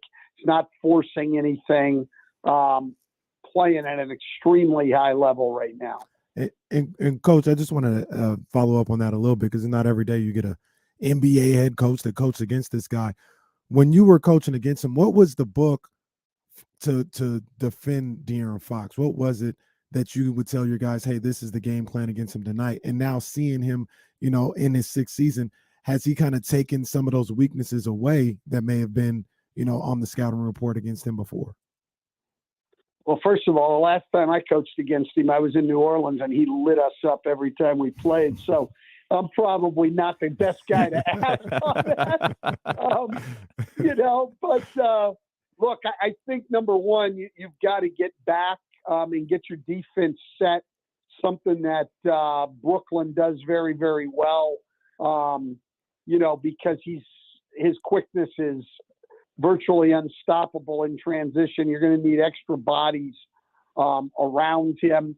You want to get him going to that right hand as much as you can. Not that he can't go right, but he's certainly not as strong there as you're going to your left. And then the book on him was, you wanted to keep him away from the rim and make him take jump shots. That has not been as effective here early in the year, as he's really knocking down shots from all ranges. So that to me is the biggest thing. And again, like I said, he's not forcing any shot. And so he knows he can get to where he wants to go. He's taking good shots and he's making everything. He's been outstanding. Plus, I don't think it's a coincidence that both he and Kevin Huerter are having easily the best, most efficient years of their career. Not only do they complement each other, but Sabonis has helped them both a great deal. And if you watch Sacramento's half-court offense, when the break is taken away, everything flows through Domantas Sabonis. And he's such a good passer and screener, great in the handoff game. Those guys are getting quality shots. That group of three right there, they have developed a chemistry so quickly. And that's just a tough group of people to stop. And I'm glad you brought up Domas, Coach, because when the trade for Domantas Sabonis happened, the Kings took a lot of grief for it, and we're sitting here watching this dude play like, man, he is incredible, and we have seen, the offense change. You just named all of the things that De'Aaron is doing. I can't help but think a lot of that is because Domas is here. No question. I mean, that partnership has been good for De'Aaron Fox and for Kevin Huerter. Look, Sabonis is a great facilitator, and he can facilitate from the high post, from the elbows, and from down in the low post. He can score himself, as we're seeing over the last 6 games, averaging, over 22 a game. And there are only 2 centers in the league that lead their team in rebounding and assists. The 2-time MVP, Nikola Jokic, and Domantas Sabonis. So This guy is playing great. The Kings have done a great job. Those three guys fit each other very, very well. And this offense is very difficult to stop. My takeaway from this conversation, Stan Van Gundy's in the house, so De'Aaron Fox is going off tonight. Let's go. Well, he certainly seemed to every time I was in the house before. So, that's probably a pretty good bet. We're going to send him over to the announce booth before the game. Like, here, Dean, just go say hi to Stan Van real quick before you get out there. That's about right, guys. We appreciate you, Coach. Thanks so much for your time. We'll see you tonight. No problem. Thank you, All right, Coach. Stan Van Gundy right there on the call for the NBA on TNT. I've always liked Stan Van. Yeah. I didn't think he was the right coach for New Orleans. No, it was a tough spot. Yeah, I thought that was just a tough. I didn't like that. I love, and selfishly, I love him on the broadcast. Like like when coaches are willing to be coaches on the air, it's incredible. Yeah. That's absolutely Hubie's made a living. Like Hubie's being a coach on the air is phenomenal. A lot of coaches hold back because they want to be coaches again, right? And they're not going to reveal too much, right? And I'm sure Coach Stan Van Gundy absolutely wants to coach again, but he's really, really enjoyable on television. He is, man, and I love, much like you, selfishly, I just love hearing him talk about basketball. And the way he looks at the game and the knowledge he has for the game, and I know he probably wants to, incorporate that into coaching, but I'm not, and it's not even that he's like a bad coach. It's just I selfishly like to hear him talk about basketball and like to hear everything he thinks about the game of basketball, and don't want him to get another job so I can continue to. I like him and Jeff. The Van Gundys They're guys you can learn from. Yeah, absolutely. They are, and it's crazy. These two brothers, they've been in our basketball lives for like 2 decades plus time now. Yeah, well, it's got to be Maybe over 2 3 decades. Yeah, because Jeff, that was late 90s. Yeah. And you when you're on TV, when you're on the radio, when you talk for a living, and you're gonna make mistakes when you're in the public eye, you got to be willing to poke fun at yourself. And to hear him say, "Don't ask me about De'Aaron." De'Aaron goes off every time he sees me. That's a fun little note. But he also is a guy who and don't forget, it's not like Stan's been preparing for this game since the schedule came out. This was added like a month ago, maybe less than that. Yeah. So getting caught up on what Sacramento has been doing, kind of locking in to see how De'Aaron Fox is playing, and to be able to pick up on all of those nuances that we've talked about all season long, the different aspects of his game. And he always comes armed with numbers like I didn't know the rebounds and assists leader. I didn't know that. Right. So I guess the other takeaway is De'Aaron's going off tonight, and it's Domas and Nikola Jokic for MVP this year. Come on now. Goodness gracious. And I do think Domas, because that's never in the Tyrese Halliburton tweet. Oh, never. It's never out there that no. Domantas Sabonis is leading the Kings in assists. By the way, I did my civic duty to get blocked here. Good. Hopefully make sure the block comes through soon.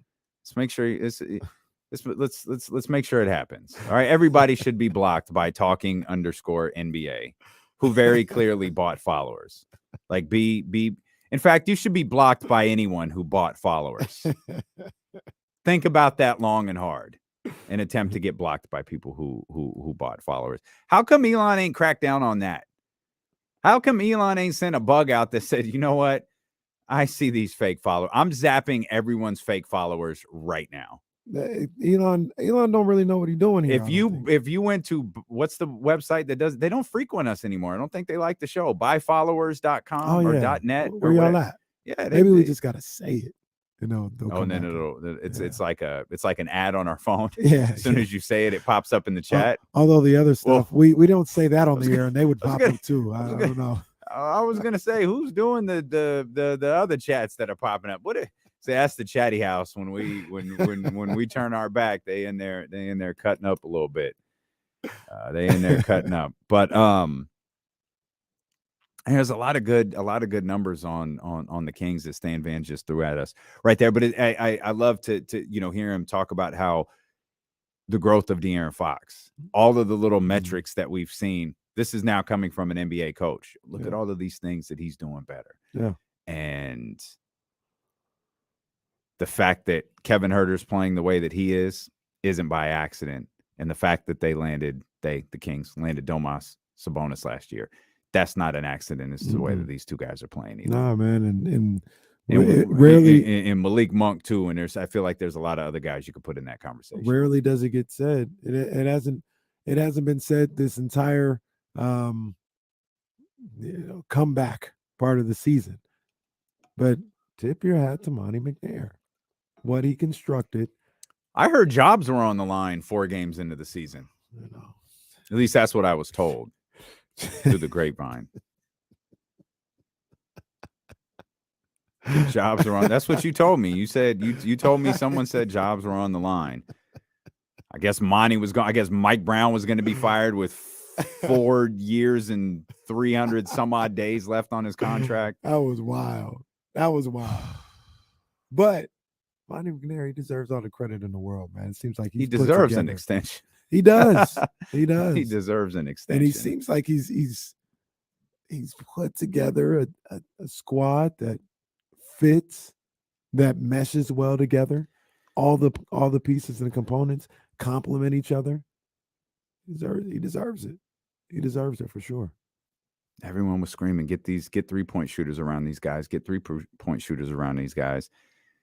And they went and got Kevin Huerter, and it was like, all right, you want a 3-point shooter? I got you. Keegan Murray, spectacular, shooting threes. De'Aaron has gotten better shooting threes. And all of a sudden, it's like, man, it's working out. There was a part of me that was like, come on, guys, it can't be that simple. Just get shooters around them. No, it seems like it was that simple. Seems like it's working. But you got shooters around him. Well, you got shooters. I'll say something nice about Buddy Hield. He's capable of being a shooter. Flamethrower. Buddy Hield? Where's Jacoby at? Yeah. Where's Jacoby at? I need to know. Where you at? I ain't heard from those guys. I ain't seen them. I ain't seen them. Buddy, you could shoot, but he would offset it with other stuff that would. We talked about negative players earlier when we were talking about Kyrie, negative defensively. He was maddening in that sense. You need shooters. You need 3-point shooters that need to be able to do other things. Yeah. And in Buddy's case, at least during his time in Sacramento, it felt like that's not what he was. That's not what he was capable of being here, or he wanted to be more. And somehow Rick Carlisle has gotten through to him and said, nah, bro, you ain't more. Do this and you'll be really successful at it. And maybe it's just simply a change of scenery for him too. Could be that too. Those things happen probably too. Is. Yeah. You know, like not that he hated Sacramento or anything like that, but it just the vibes just weren't working here. And he needed to go somewhere and do better. And look at the vibes Malik Monk bring. Like you're gonna have like 5,000 people wearing a Band-Aid under their eye tonight. Yeah. Malik Monk doesn't need to wear a Band-Aid anymore. He's like Cowboy Bob Orton back in the 80s. He wore a cast on his arm for like 5 years. He was just hitting Hulk Hogan over the head with it every week. Yeah. That's Malik Monk. Malik Monk doesn't need a Band-Aid. But it's a gimmick now, and it's working, and it's got the fan base hype. So on national television tonight, it's going to be 5,000 fans wearing Band-Aids at minimum. They should have made that 10,000. It should have. How much could Band-Aids have possibly cost? Kaiser's right there downstairs, aren't they? Yeah. Just run some more Band-Aids up to the opening gate, throw 17,000 up there, and let people wear them. Come on, man. Let's do it. Let's do it, Kaiser. But those are vibes, right? Those are the vibes that we talk about. Someone once told me sometimes you really just be vibing out. Sometimes you just really be vibing out. It's the Kings. They got an opportunity, and this is something that I think people around the league, this group of players around the league, obviously has never seen, because this has an opportunity to be like one of the biggest love fests in NBA history. If this team is 500. Yeah. And we're like, let's go get Band-Aids. Yeah. Facts. Get Band-Aids. That's right. And people around the league will see this. Yeah. Players around the league will see this. Yeah. These players that are here, they're going to experience it and tell their buddies around the league, yo, if you breathe in Sacramento, they loving you. Mm-hmm. You got to get here, bro. I'm not saying it's going to be this big influx of free agents, but that will be something that kind of gets circulated around the league. Yo, the fan base is insane around here. They love the Kings. That's amazing. That's so true. It's so true. I said it. And I think you understood what I was saying. This is the Kings, for all the wrong reasons, is one of the most relevant teams in the league. Mm-hmm.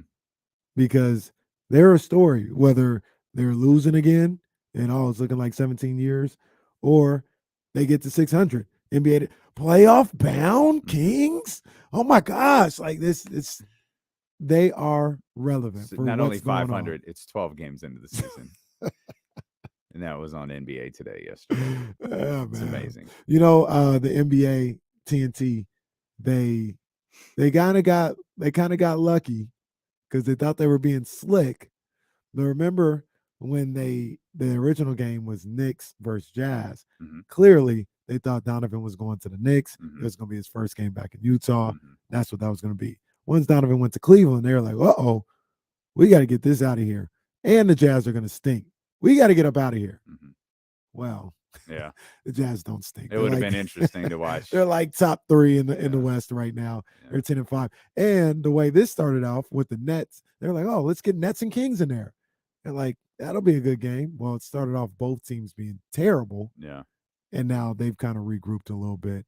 Brooklyn winning 4 of their last 6. The Kings winning 6 of 8.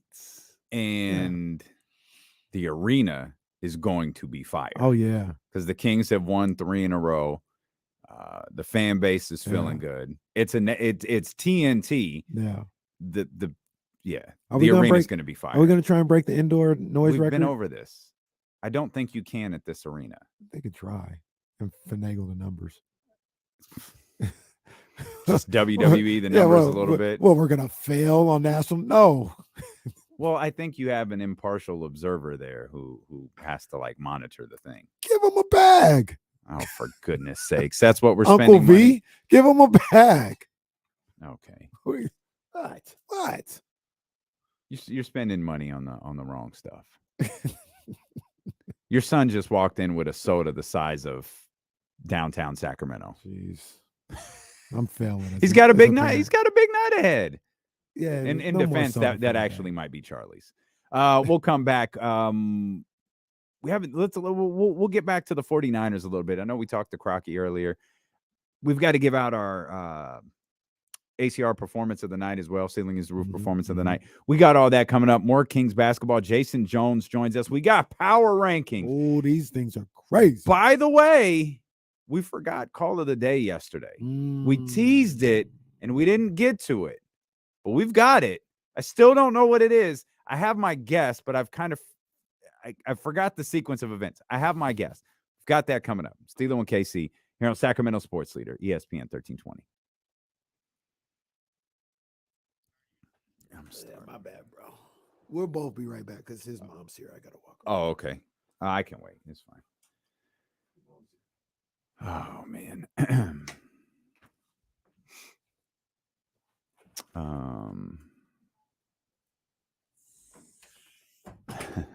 Yeah, let's just lie a little bit. Are y'all gonna eventually do NBA power rankings? I feel like we did that last year.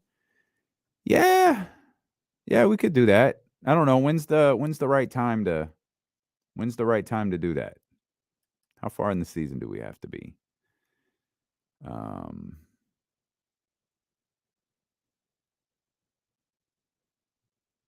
Yeah.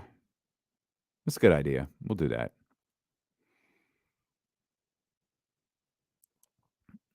Yeah, they got. All right, buddy. We'll see you tonight.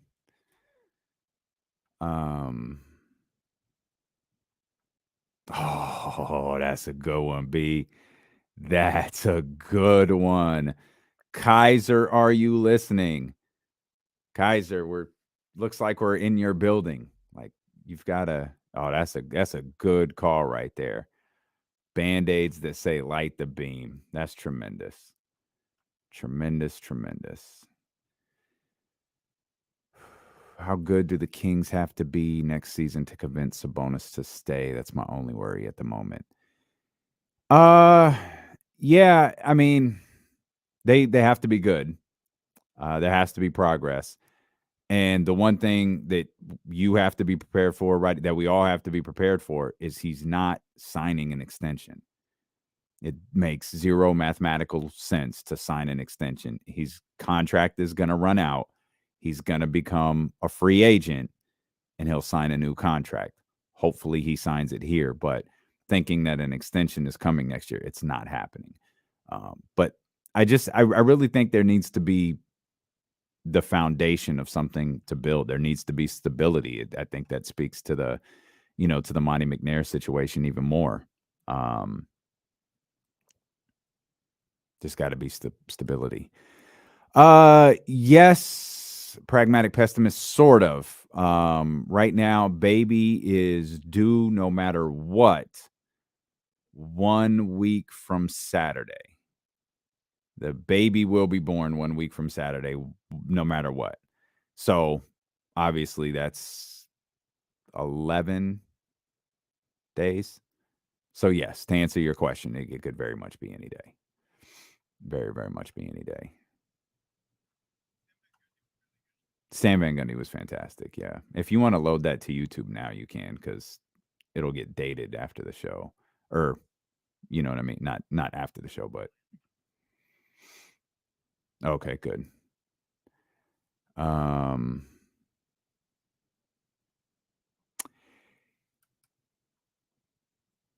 Yeah, I think you know this stuff better than I do.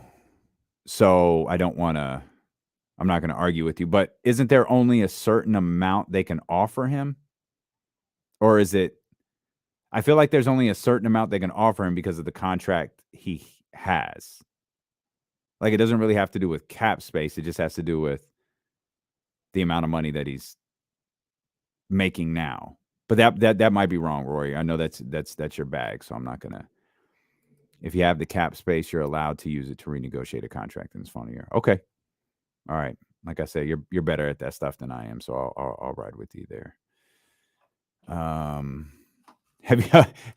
That's funny. We haven't. I'll note this. We definitely should. We definitely should.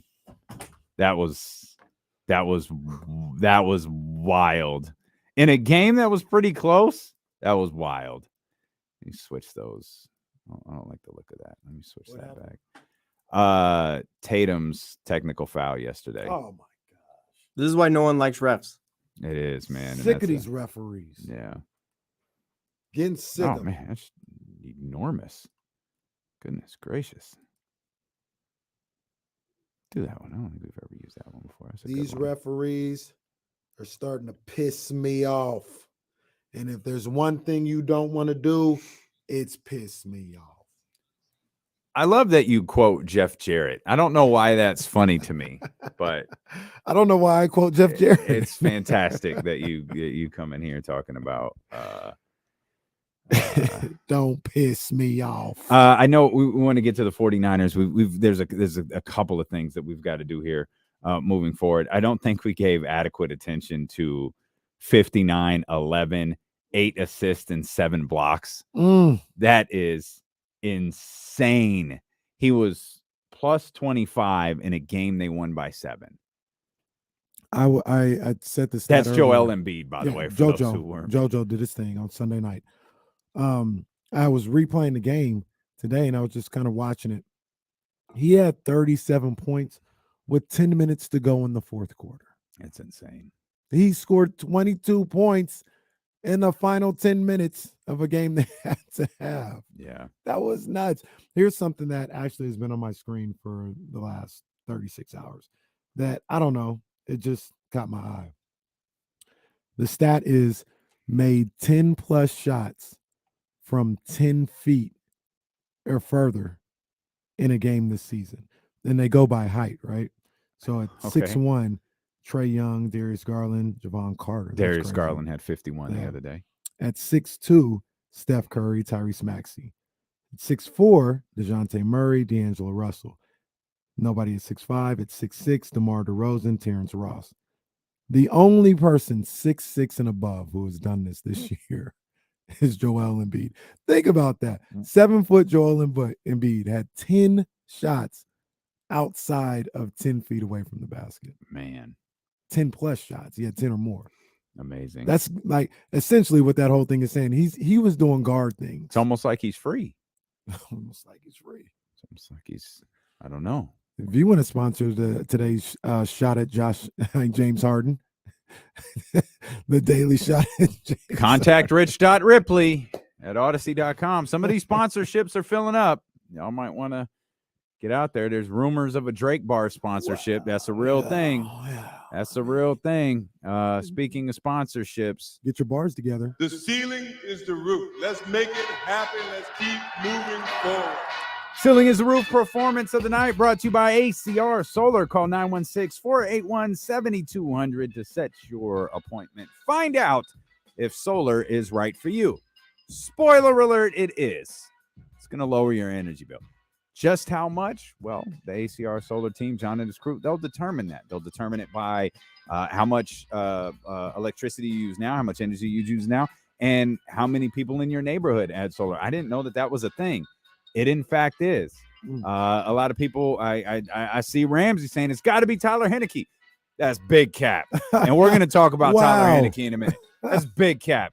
It's actually Mike Tebow, the now former head coach of the Washington Mystics, who said he's stepping away today after a long career in the WNBA. He's the winningest coach in WNBA history.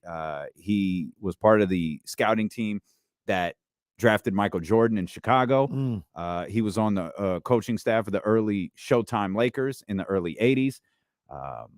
He turned down in recent, say the last 10 years, one NBA job that he was hey, I've got a spot for you.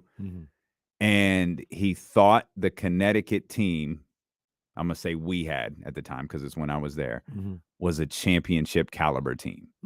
They just drafted Tina Charles. Kara was there. They had gotten Renee Montgomery. They were loaded. And Terry Stotts asked him to go to Portland. And he's like, I gotta stay here. He knows Terry. Like there's the George Karl tree, the Milwaukee Bucks tree, all this stuff. He knows a lot of those guys. He turned that job down, and I was so happy to see Mike win his title a couple of years ago. Some coaches, I think, like, you don't need it. You're the winningest coach in it. Mike wanted that title so bad. I know he wanted that title so bad, and he finally got it with the Washington Mystics a couple of years ago, and he announced he's stepping away today. He's still going to have the general manager duties for now, but his very, very talented son, Eric, is taking over that team in Washington, and that team is, again, a championship contender. That's one of my favorite teams to watch in the league. So congratulations to my man, Mike Tebow. Full disclosure, I've said before, very, very close with the Tebow family. Very, very happy for him and his wife, Nancy, and excited for him to just chill out a little bit. WNBA legend. Indeed. Yeah, absolutely. And now he gets, I mean, again, dude's been with the Showtime Lakers. He's been with the Michael Jordan Chicago Bulls. He's had great teams in the WNBA, winningest coach of all the time. But now he gets the Ceiling is the Roof Performance of the Night, brought to you by ACR Solar. So, Coach, it's not a trophy, but I'll get you a certificate, and it can go right above your many Coach of the Year trophies and your WNBA championship. And he's gonna have that framed. He's gonna have it. I'm gonna have it framed for him. Like, I ain't cheap. Like, I'm not gonna email it to him. I know how you. We're gonna have it made, framed, and then he could put that in his trophy. I got you. I got two things. It's not Ceiling of the Roof, player of the performance of the night. I'm not saying that, but some honorable mention stuff. Okay. This just really, like, I don't know. It stuck out to me because it feels like it's a first of some kind. Not first ever, but first in recent memory. The number one female player in the country, Juju Watkins, she committed to USC. Terrible decision Today. Terrible decision. USC. Was I don't think so. I'm about to say we're in the running. I don't think so, because I feel like we would have had a conversation about this. I don't think so. I know South Carolina was. They must have been somewhere because Stanford was in the final conversation. So if Stanford's in there, normally, you got smart, like Stanford and Duke aren't too far apart. Yeah. But yeah, USC. That's like I only bring it up because I can't remember. I can't remember a West Coast. Well, maybe Stanford. I take that back. But aside from Stanford, a West Coast school in women's basketball getting the #1 recruit in the nation. NIL. Who's that? She's from LA too. Changed everything. Yeah. Changed everything. She's from LA, and now like, why would I leave? Got NIL. Good. She probably loves LA. Yeah. Oh, don't try and set me up for nothing. Okay. Because I mean, I got love for LA, but I got love for a lot of places. I got love for Atlanta. I got love for New York City. I love no place like I love Sacramento. That's facts. That's just facts. what it is. One other thing. Can we get some? Get some air horns? Yeah, we got them right here. Shout out to the Sac State men's basketball Let's team. go. My main man, David Patrick, going to Denver. Yes. On the road. That was a gutsy win. That was a fight. That was a gutsy win. That was a right fight. there. Yeah. 73-69. They're 2-1. Yeah. They're coming back home for the home opener on Friday, 2-1. Let's go. Let's go. At noon. The home opener at noon. At noon. Yeah. Coach, what are we doing? Kenny gonna be distracted the whole show. I'm pretty much doing Friday's show by myself. You know I'm watching. This right here on the iPad the whole time. Let's go. Though I can't think of any reason we couldn't keep people updated on the entire game. Yeah. Because Sac State, those are our people. That one might go on the TV. If you can figure out how to do it, I ain't touching it. I can stream it to the cafeteria. We figured that part. Well, actually, I couldn't. It wouldn't let us. It blocked us. Yeah, they blocked it. Yeah. But yeah, I was following along with that. That was the Hornets were in a fight last night. Yeah, they had to grind for that one, and they got it. They got it done. Yeah. You're listening to D-Lo and KC on KIFM West Sacramento 98.5 FM, KRXQ HD2 Sacramento, ESPN 1320. Driven by last year's Elk Grove Dodge, always live on the free Odyssey app. Yeah. Live on YouTube as well, youtube.com/ESPN1320, twitch.tv/ESPN1320. Appreciate everybody who's hanging out today. Appreciate Eric Crocker for joining us. Stan Van Gundy joined us earlier in the show. Of course, you can check those out on YouTube. You can check those out in podcast form as well. D-Lo and KC podcast, Corners of the Culture podcast, J Street Vibes podcast. Sometimes I feel like we're doing way too much. I got to be honest. Sometimes I do too. And right about 11:55 this morning is when I thought, I think we might be doing too much. We'll save that conversation for a slower news day. I can't wait to get to power rankings. Major changes in the power rankings. We've got those coming up in just a little bit. We'll talk about the Commanders. I have some thoughts on Tyler Heineke. Maybe Kyle Shanahan style. I don't have an issue with Tyler Heineke. Tyler Heineke on StockX this morning. But I got an issue with the way some of y'all are talking about him, particularly Joe and Troy. Like, okay. Let's Are you getting Gardner Minshew vibes? Let's chill out for a second here. We'll get to that. We really didn't spend a lot of time yesterday talking about the 49ers. Obviously, we talked with Eric Crocker earlier in today's show. And I'm with you. I thought that was a hell of a return from Elijah Mitchell. He seemed to, I mean, the fact that you want to take care of Elijah Mitchell, in the back of your head, you probably want to take care of Christian McCaffrey too. Mm-hmm. Having two guys who are capable of big plays the way that those guys are, man, that's a good look for the San Francisco 49ers, especially when it's still clear you really don't like your quarterback. Yeah, I mean, look, I knew Elijah Mitchell was a good quarterback. We saw it all last year. We know he can go. Or he's a good running back, excuse me. We know he can go. But the thing for me was always he can never stay healthy. You know what I mean? He's always injured. So with this last injury that once again had him out, I think he played week 1, and what are we in, week 10? We're going into week. So he played finally again in week 10. To see him out on the field, he had a bounce in his step. He had a burst to him. Now I know he was fast. I know he's big time to begin with, but I don't know. It seemed extra. It seemed extra on Sunday night. He looked really good. He did. And this is how I envision it. This is how I think it should go down. You have a player like Christian McCaffrey, who is dynamic in his own right. But at the same time, you don't want him carrying the ball 25 times. Yeah. That's not what you Right. want to do. Elijah Mitchell, he's dynamic and explosive in his own right. But contrary to what happened last year, and he got hurt last year as well, you don't want him carrying the ball 25 times a night. You get a situation where maybe Elijah's carrying it 15 to 17 times, McCaffrey carrying it maybe 13 times, but he's in for more snaps and he's a receiver, whatever the case may be, to lighten the workload on those two guys. I think this can be dynamic because it'll help these guys. Hopefully, it'll help them stay healthy. In Elijah Mitchell, incredible, or not incredible. It was great to see him back, and I thought he was super productive out there. What was incredible was the defense.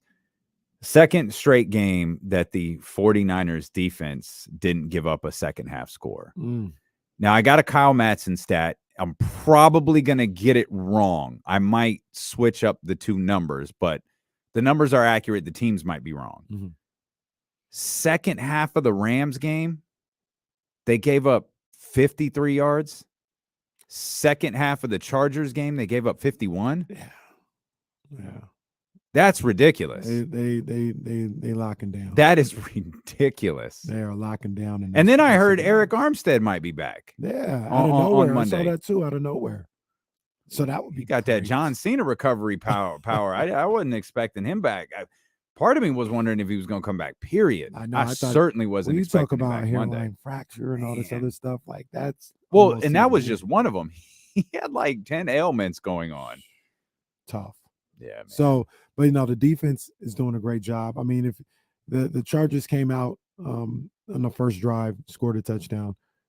And I don't usually like to play this game, but you take that away, they gave up 11 points for the rest of the game. Yeah. No, I mean that's fair. What is that? Because bro, they scored before they scored quick. Wasn't like 3.5 minutes? Yeah, they got down there real quick. So in 56 and a half, they scored 11 points. Yeah. I mean, I'm more impressed by just breaking it down to the second half, because you can win and lose games, and that's when you win and lose games is in the second half.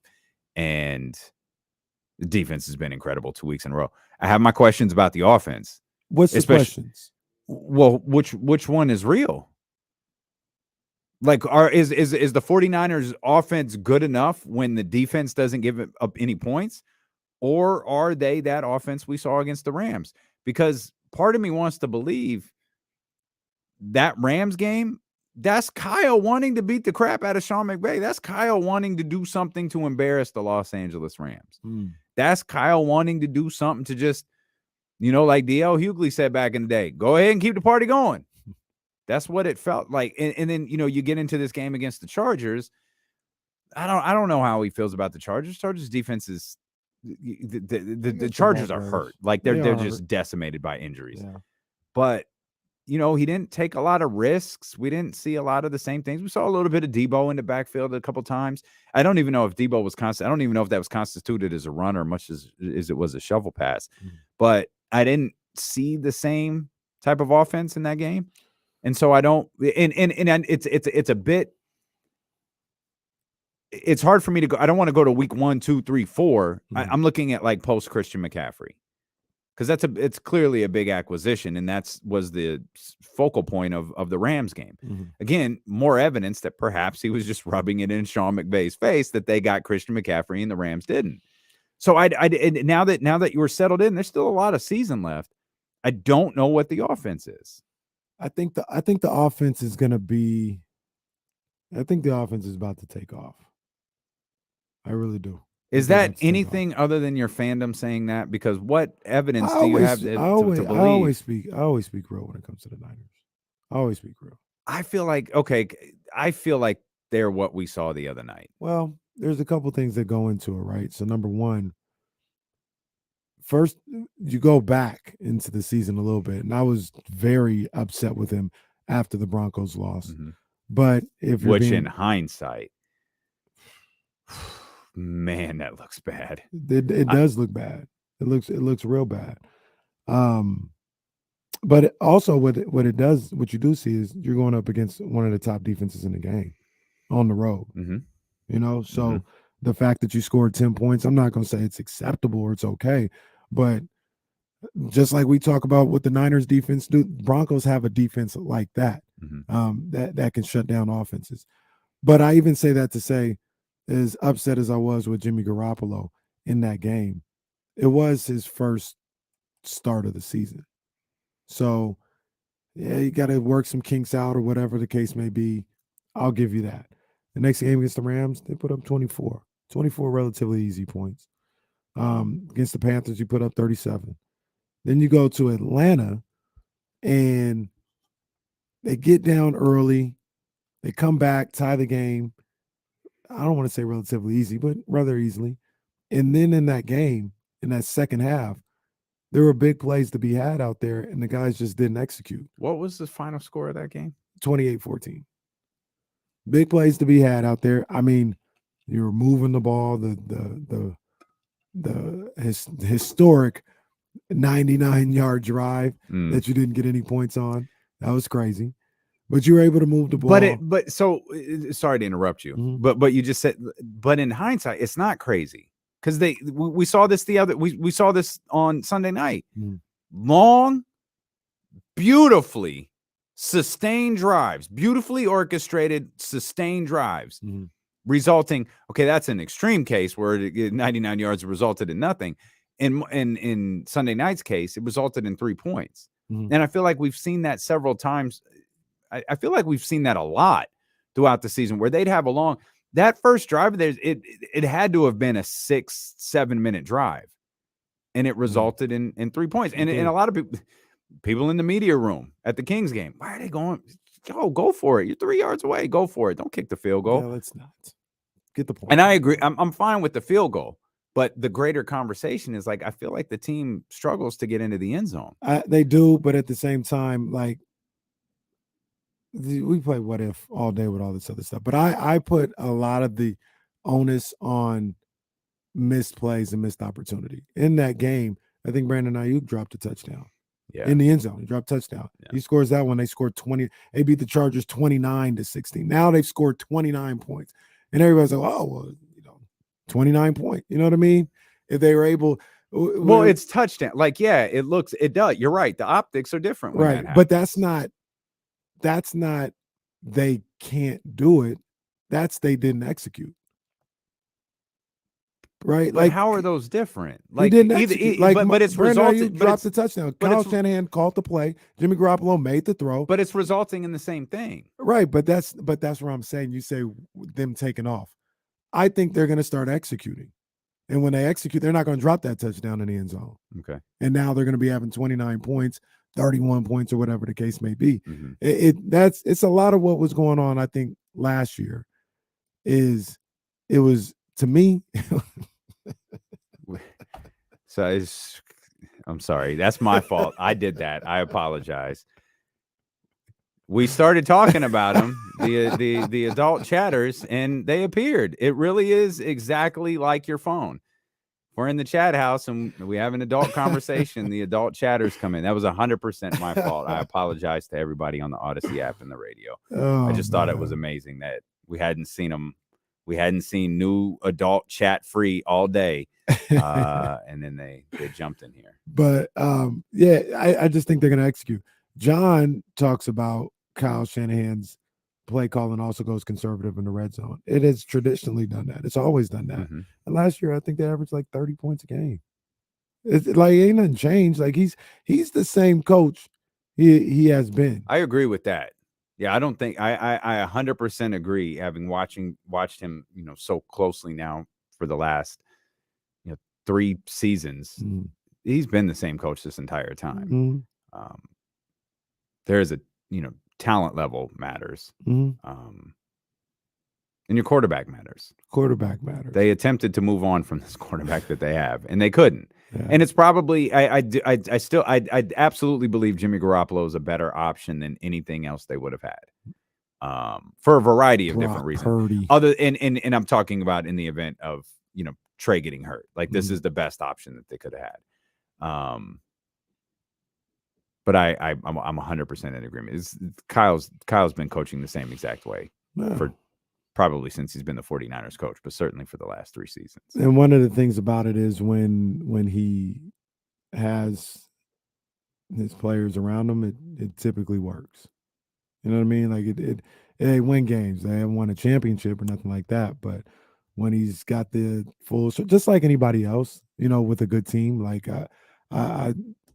Andy Reid, if he loses his quarterback and Travis Kelce, like he's going to struggle. That doesn't mean he's a bad coach. He doesn't have his guys there. So I just think the offense is about to take off. There's a combination when you talk about that, though, of a couple of different things. A lot of home games coming up. Schedule lightens up for the most part. You're not going to be playing these great defenses. New Orleans is a solid defense. Arizona's not. Miami's a really good team. Yeah. Their defense will give it up a little bit. Tampa Bay, you never really know what they're getting. I don't know what they are. So, I think I didn't think they'd win Sunday morning. I was hoping they would, and they did. But they did. They took care of business. business. It's good for you. Then they got the Raiders coming up too in Arizona again. So I think the Niners are about to go on a little run. Somebody posted something maybe last week. It was before, it was during the bye. And the Niners were 4-4. And you looked at their schedule and they said, what do you think the Niners record is at the end of the year? I think I said 11-6. That means in these final however many games, I'm not doing math, they lose 2 games. And I think the 2 games I said was the Dolphins. If I'm being just transparent, I said the Dolphins, and I maybe said the Seahawks game. But 11-6. They don't leave the West Coast for the rest of the year. That's amazing. Yeah, that's amazing. I'm really excited for power rankings. I can't lie. It's gonna be a movie. You might have oversold it a little bit. I meant my personal excitement. I definitely think you oversold that, though. This strong Hornswoggle is the general manager vibe. Strong Hornswoggle is the general manager vibes with that tease right there. But there was obviously an undefeated team lost last night.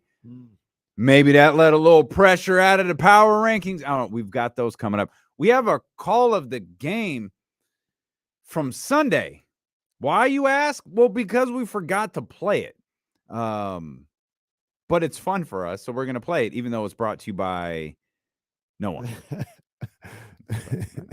Can't wait for that. But we're talking Niners real quick. I have to read you something that was just sent to me. Okay. And I believe this is a real stat. This is hilarious. Jimmy Garoppolo, this 10-2 record that he has. Jimmy Garoppolo has the best record by any QB since 1950 and starts with 0 touchdown passes. If this is a real stat, this is hilarious. Wow. That's amazing. That's amazing. We'll come back. We got power rankings coming up, more Kings talk as well. Jason Jones on the way, and we've got Kings tickets. Stay tuned for those. Steelo and KC here on Sacramento Sports Leader, ESPN 1320. Oh, that's incredible. That is incredible. That is funny.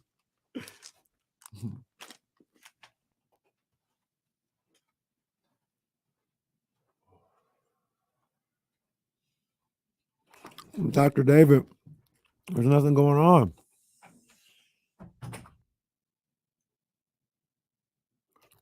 But tomorrow I'll have a 13th round. You see, Canelo said he's fighting Bivol when he comes back. I'm not a fan of it. It's not gonna end good. I do wonder when he's coming back though. I think it's September. You think he comes back in May? I can't remember what the thing said. I think it said somewhere like around May or something like that. I might have read the tweet wrong, but yeah, he's fighting Bivol next.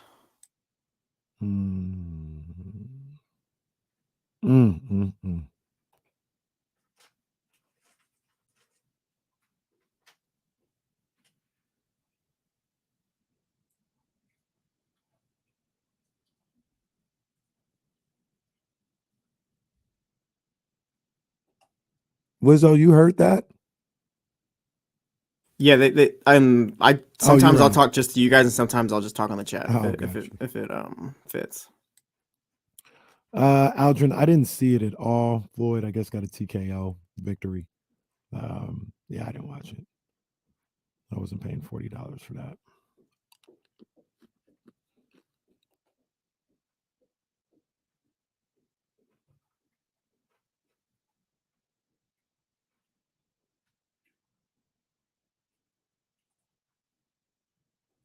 I saw last night on Twitter, randomly, Charlo was trending. I thought something was going on. I guess there was just a discussion about if Bud Crawford moved up to 154 and fought Mel, and everybody's in agreement. Mel would beat the brakes off Bud Crawford. He'd knock Bud out. He would knock Bud out. Dr. David, I know that's your man. Where's Jay Hardaway? All these other guys. I saw another interview with Terrence Crawford with Kate Abdo, and bro, he ain't never facing Errol Spence. He's not doing. He's never facing Errol Spence. I'm convinced. It's sad. Once again, I don't know what the issue is. I don't know. I'm not sitting here to say he's scared or anything like that, but he clearly is not going to face him. He's not fighting Errol Spence. And it has nothing to do with money. Zero.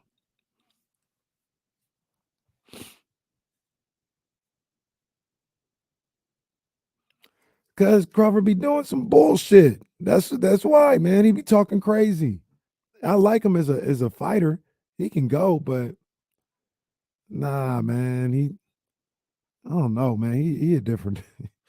he does some different stuff.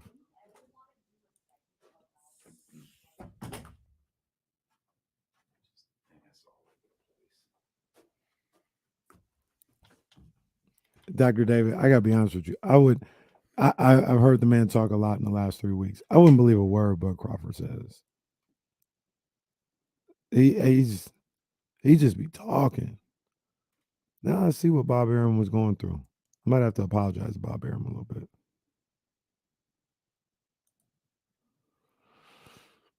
Oh, Reese is gone. He's left already. He's been picked up. Reese said he told me and Damien that he would let the self-driving car drive him home. He sure did. I said, "You're crazy." He sure did.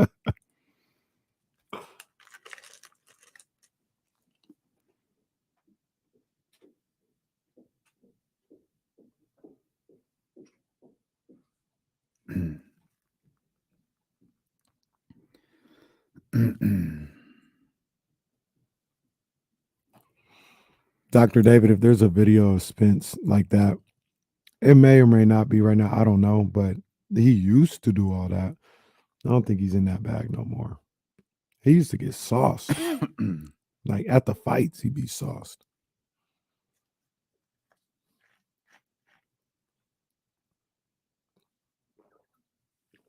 And another thing, I don't think this guy's in here today.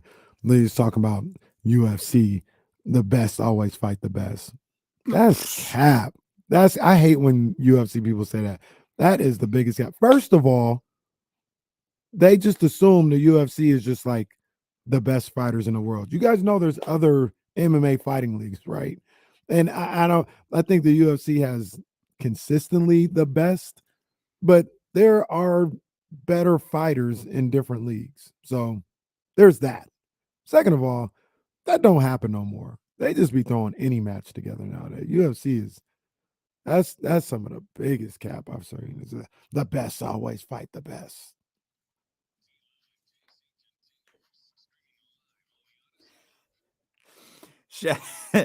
Shout out to our squad, man. D-Lo and KC Uh-oh. squad. They working hard out there. They're getting blocked. Did I get blocked yet? Everybody's getting blocked. Dr. David's been blocked. Rob Dove's been blocked. Come on. I need to get blocked. I mean, if you haven't been blocked by talking, it's actually @_talking_NBA. Dr. David's new Photoshop is pretty Oh, funny. it's marvelous. Why is it like this? Because it's cold? Is that why we're dressed like that? I know I say it all of the time, man, but I love y'all. Shout out to Ben. Ben's normally not in the chat, but he sent a video of Cam dapping me up. And it's that old Terry Crews with Cat Williams. That's how Cameron Solano daps folks up. Is watch Terry Crews right here come in. This is that's Cam. That's my man Cam the other night. Like, hey man, did I do something? This is aggressive. Cam's a big dude too. Yeah. I think I told you he's trying to like assert his manhood over me. Like, hey, I was just kidding about the age jokes, man. That's my guy. That's my guy. Listen, you want to go here?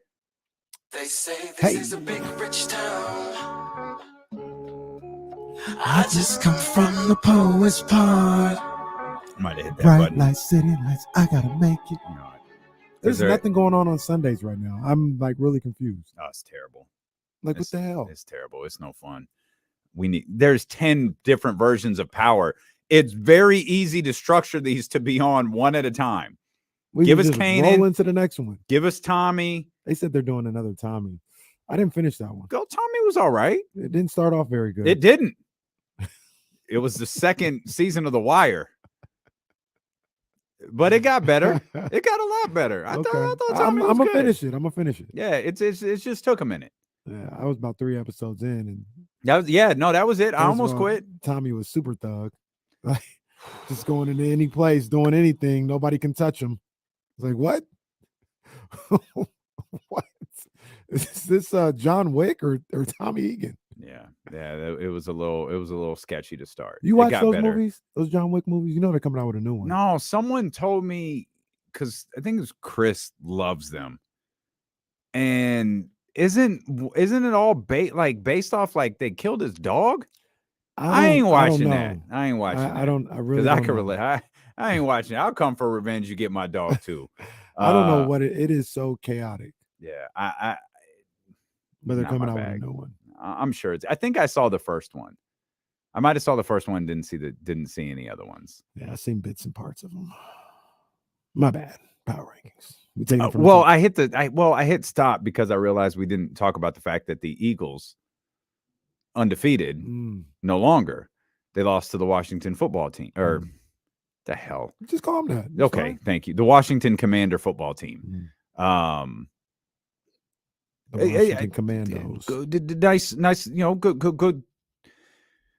A fine performance from Tyler Heineke. Mm-hmm. And I absolutely believe that Tyler Heineke should be the starting quarterback over Carson Wentz. That's easy. There shouldn't even be a discussion at this point. There's an argument it shouldn't have been a discussion at the beginning of the season. Mm-hmm. I think some people are going overboard with how Tyler Heineke is playing. He's playing fine. But you said the perfect name. There's some strong Gardner Minshew vibes here. And the problem with Gardner Minshew was all the stupid stuff that accompanied him. That's the stuff that drove me nuts because that's the stuff all of the people on TV gravitated towards. When Tyler Heineke, you're talking about Tyler Heineke playing football. He's doing a fine job. He's definitely better than Carson Wentz. The conversation should probably stop there. He's better than Carson Wentz. Ron Rivera had the emotional post-game video yesterday. I missed it. He got emotional. He got Derek very Carr emotional. No, way more emotional, but for a different reason. Oh. Worth watching. Okay. But he did it in the locker room and not at the podium. Cameras were there though. The cameras were there. I always wonder that too. Like why? But I guess it's the social media camera. Yeah, it's the team control. It's cameras. like they were following De'Aaron to the locker room the other day, and they got De'Aaron on the celebration after Orlando. Yeah. They got David Patrick the other day. They did. That was a good one. That was a good one. He doesn't have a lot of thinking to do, in my opinion. Mm-hmm. Tyler Heineke's your starting quarterback moving forward. Mm-hmm. Carson Wentz is on a different football team next year. Maybe, probably, but he shouldn't be on yours. Right. That should be easy work for Ron Rivera. It was a good win for them. I watched fair amount of it. It was. I didn't watch a any win of for it them. live. No, I came back. I understand. came back and watched it later. It Watched the was synopsis It was an of interesting. it all. But let's go a little bit further into this. You and your Tyler Heineke hate. I don't hate now. See, out here lying to the people. What are the people saying? I'm not hearing the same things. What are they saying? Oh, that he's like man, his mature. He should really be out there. Like there's no question. He has ascended to one of the upper echelon quarterbacks. No, they didn't say that. They didn't say that. Tyler Heineke, what are they like 3-1 since he took over though? Yeah, your example was perfect. Heineke. Is it Heineke or Heineke? I think it's Heineke. Did I say Heineke? I don't know. Tyler. I said Heineke His name too. is Tyler. And he gets J's. What? He gets Jordans. He does. Yeah. What is the bid again? On the road? He gets Jordans in the colors of the teams that he just beat. And it home away, it doesn't matter. Just the team that he beat. Yeah. All right. Well, he's got some nice green ones coming his way, or I don't know how he structures these Jordans. Oh, his name is Taylor, by the way. I don't know. know. We call him Tyler. I don't know why they. I don't know why they have insinuated they cost him $25,000 either. Come on, man. Why? Or it wasn't $25,000. It was $125,000 because he gets a bonus. That's how Schefter framed the tweet. He gets a bonus of like $125,000, and he buys the custom shoes with it. Yeah. When you read it, it reads as if he pays $125,000 for some custom pair of Jordans. I don't think that's what happens. Yeah. He's a fine quarterback. He should absolutely be the starting quarterback for this team moving forward. What happened to him the year before? Was he just like really bad? Because he helped them go to the playoffs in the COVID year. They lost to the Bucks. That was when the Bucks had a really easy road to the Super Bowl. And then he came back as the starter next year. I'm not sure, did he get hurt or was he just bad? But something about his game, I think he ended up getting benched. And then they felt like they needed to go get Carson Wentz. And I was always like, well, is this Carson Wentz's first season? Yeah. Is there quarterback? I was always like, why not go with Heineke? Yeah. He got you to the playoffs. I mean, if it's all about winning, didn't he do that? Bryce in the chat says he got hurt in the Bucks game. Woody Cube is not a fan of my underhand Bucks hate. He said it's got to stop. I'm just saying it was an easy road. They did go on the road though. The Bucks went on the road for every game to get to the Super Bowl. So I got to give them props for that. Maybe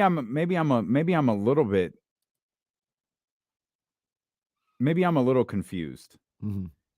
He was the starting quarterback in 2021, and he played 16 games. He played the whole year? Yeah. Okay. And so, because I thought the Carson Wentz thing I didn't understand it. Like, why did when you asked what happened with Tyler Heineke, my immediate thought was they thought they're wrong. Mm-hmm. We all know that they're wrong. They didn't know that they were wrong for some reason. They thought Carson Wentz was an upgrade. That's why I think they did it. I don't know that Tyler Heineke necessarily did anything wrong. Yeah. They thought they were upgrading the quarterback position, and it's at some point it has to be clear to somebody that when you get Carson Wentz on your football team, it's not an upgrade. He's just not there no more. And I don't think he's not there no more. I don't think he's the locker room dude either. Mm. Mm. I'm not saying he's hated. Yeah. I don't think he's that guy that you rally around. He's just not the year or two that we saw, in Philly, the rookie year where he was the MVP candidate. Those days are gone. They've been gone. Yeah, I mean, he got a brutal injury. The worst thing that could possibly happen when you get injured happens if you're at that position. Man, life moved on without you. Won the Super Bowl.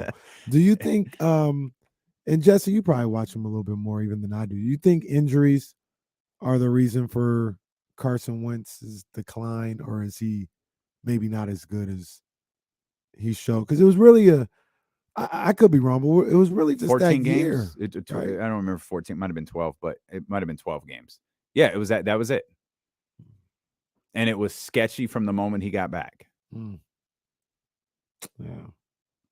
Well, hope he gets healthy and goes to another team, and good luck to him. Good luck. Get They another say bag. this is a big rich town. I just come from the poet's part. All right. You want to go Bright first, or you lights, want me to city go lights, first? I gotta make it. No, I gotta break it down first. Okay. Where is my list? Hold on, but let me get my list up here for me, because I've got some movement in my top 5. I like it. I like it. All right. There's no movement at the top spot. All right. As I'm on the right side of history. I have been for at least 2 weeks now. And the number 1 team in the NFL is the Kansas City Chiefs. Okay. I've been said that. I couldn't remember if it was the Chiefs or the People Bills. were trying to excoriate me and label me as a hater because I didn't have the Eagles number 1. I said, Nobody. I'm gonna chill. Nobody did that. You Oh, had yeah. had the Eagles at like 5th, and I thought that's probably never had them at not 5th. very fair. They were 2nd last week. That was last week. The week before What's that, the lowest they were you've had? 3rd. Okay. But they've been around. Number 1 is the Chiefs, though. Mhm. Number 2, moving up for number 4, the Minnesota Vikings. I had to put some respect on their name. What a win in Buffalo. What a win. One of the great games I've ever seen. The Minnesota Vikings are number 2. Doing absolutely nothing and getting an A on their group project is the Baltimore Ravens. They were 5 last week. I moved them up to 3. Okay. Did nothing and moved up it's just by interesting. existing. No, Number 4, after losing to Heineke at home on Monday night, in the, what were they, 4-5 coming into the game, Commanders, is the Philadelphia Eagles. I'm telling you, hey, man, it's just me. Just me. I'm not sold on the Eagles. I'm just not sold on them. When you talk about, like, are they a good team? Yes. But when you talk about, are they winning a championship? Are they even going to the Super Bowl? I say no. This team's not. I don't think they're winning a championship. I say no. I absolutely don't think they're winning a championship. So they're 4. But these are Week 10 power rankings. They're at 4. And number 5 is the Buffalo Bills. And you can make the argument after losing, well, they lost 2 in a row now. You can make the argument Buffalo shouldn't be in the top 5. You could. You can make the argument that the New York Giants belong to be at number 5.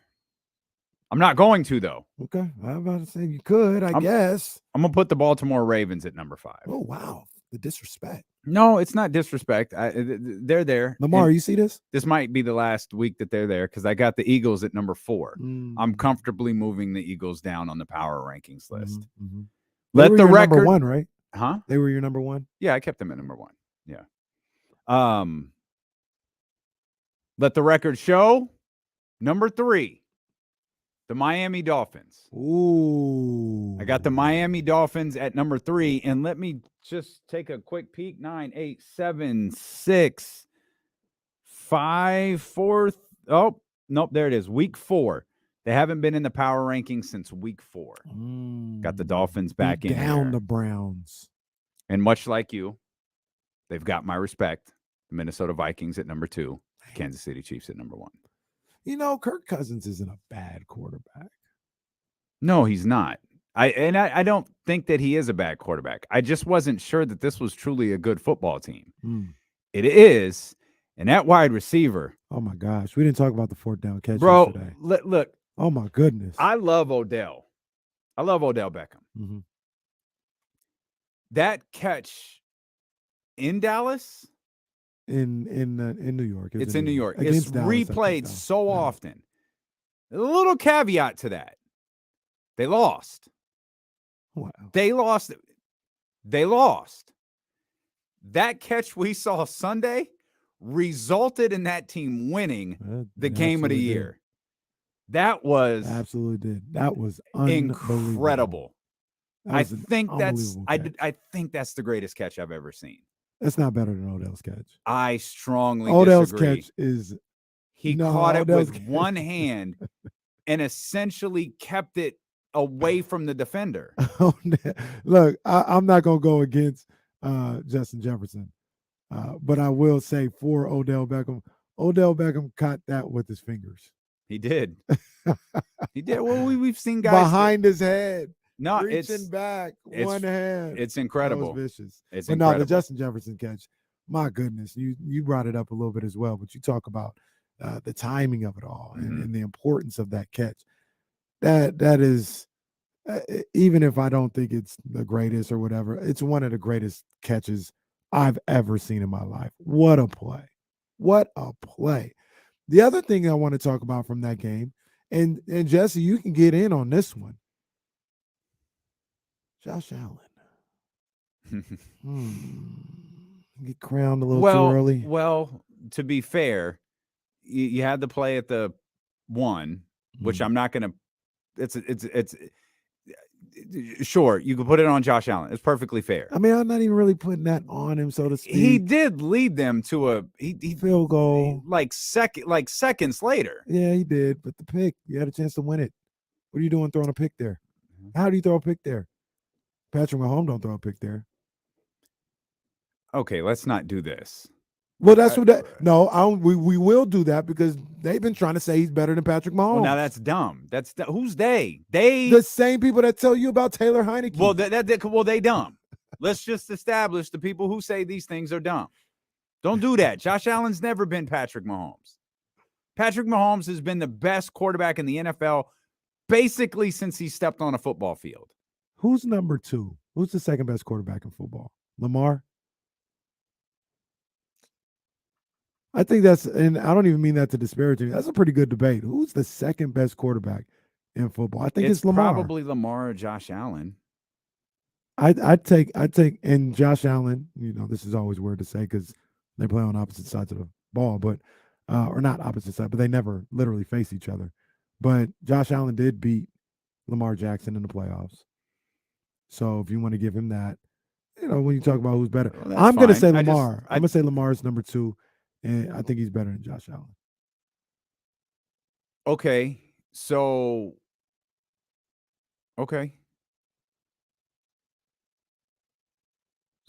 80 seconds left, 60 seconds left, 85 yards to go. You take Lamar over Josh Allen? I would. 60 seconds, no timeouts. I would, but Okay. I mean, Josh Allen has shown that he can make it happen there. So I don't want to disparage. Well, Lamar can too. Lamar can too. Yeah. Man, that's a good conversation. I need to see. But there's no one else, right? Like the top 3 quarterbacks in the NFL are Patrick Mahomes at number 1, and then is it Lamar and Josh Allen is the debate for number 2? Yeah, I'm trying to think of all the quarterbacks. Tua Tagovailoa creeping up there. He getting in there. He's Joe having Burrow? a nice little run. We got any left for Joe Burrow? Yeah, I need a little more, but yeah. I wouldn't put him in that category though. I would not put him in that category. Derek Carr? He's in the next. Come on, man, don't do that. Come on, man. I'm going down the list. No, Derek Carr is not. I'm just going down down the Derek list. Carr is not. Jalen Hurts isn't there yet. Jalen Hurts might. Not for me. Is Jalen Hurts better than Josh Allen right now? No, today? I don't think so. Okay, I'm just asking the question. I don't think so either. But yeah. Let's also. I don't want to stall Buffalo out a little bit. I still believe Buffalo is a good football team, and I'm not trying to stall them out for any of these, the handful of losses that they've had. That's a terrible loss. But let's also recognize. Wait, what's a terrible loss? Losing at home against Minnesota. You're up by 14, I think. Not like losing to the them, way that they lost. Okay, yeah, I got you. The circumstance in which you lost, and you follow that up by losing to the Jets the week before. And those are 2 like solid football teams, but you're not where Philly is right now, right? Like you were Philly already. You were Philly last year. Teams are coming for you now. And I do believe this it's a little bit different when you're a team that's hunted, so to speak. When you're a team that the schedule comes out and it's like, oh, we get to test ourselves against the Buffalo Bills. Like I don't think Bob Saleh even shied away from that. He's like, yo, we wanted this. We've been waiting for this. I'm sure Minnesota felt the same way. Yo, no one's taking us seriously. We go in there and beat them, they will. Mhm. And they were right. You're the litmus test. Yeah. And I think that's different. And you, perhaps to your point, Buffalo needs to respond to that now. If you want to be a championship contender, you've got to respond to being the litmus test now. Who Buffalo got coming up? I have not Are memorized. they in, Buffalo's Jesse? Are schedule. the Bills in third place?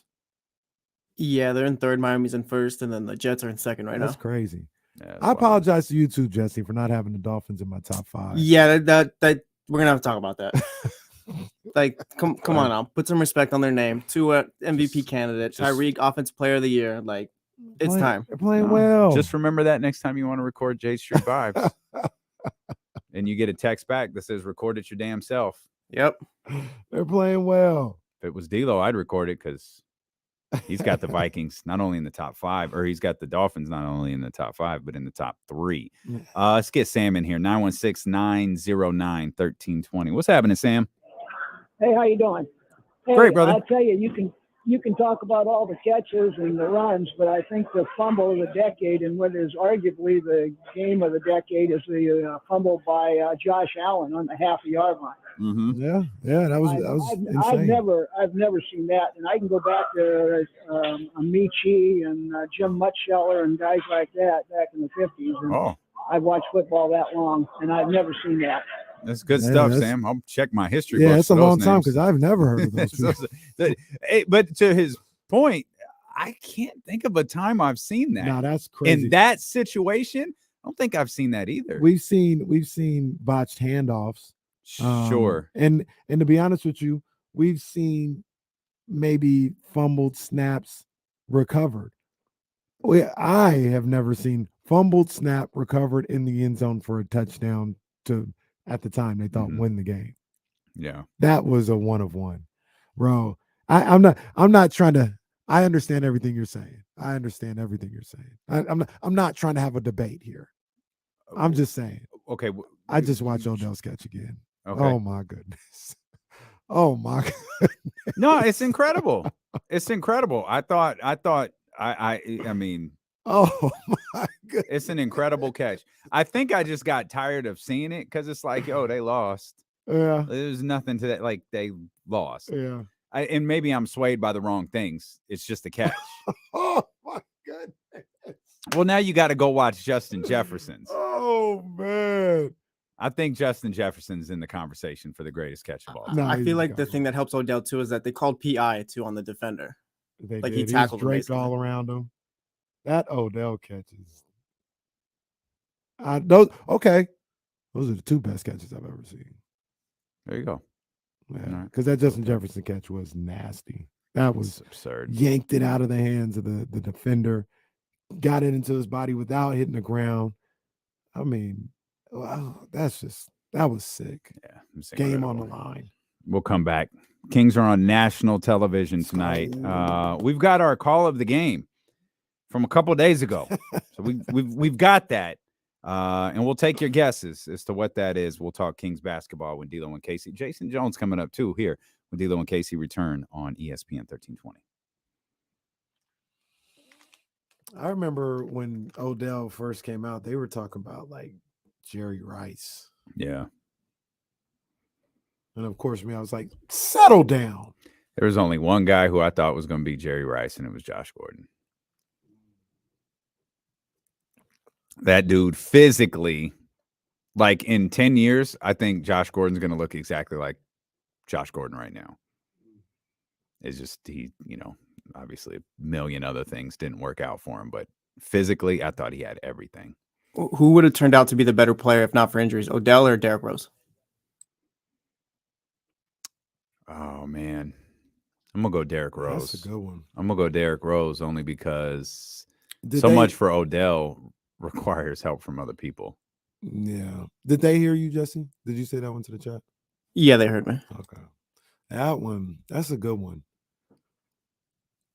Derrick Rose, I said for a long time at the point guard position, I had never seen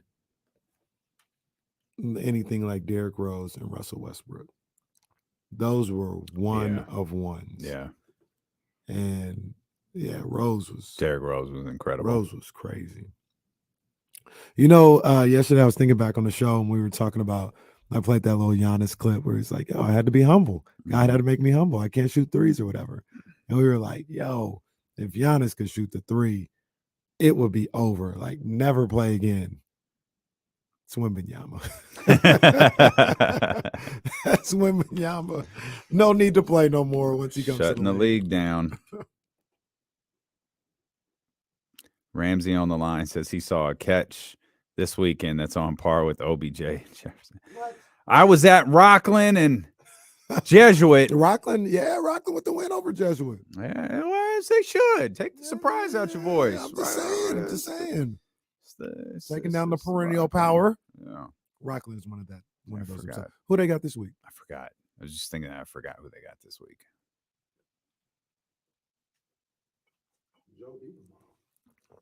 Oh, there we go.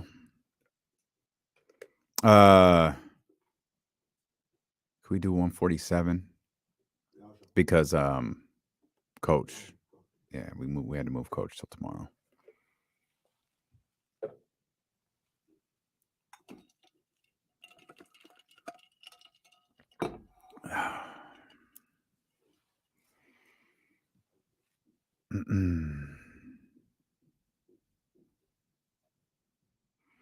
It's weird how everyone, not everyone, but a lot of people, like they don't sit in the same spot every day.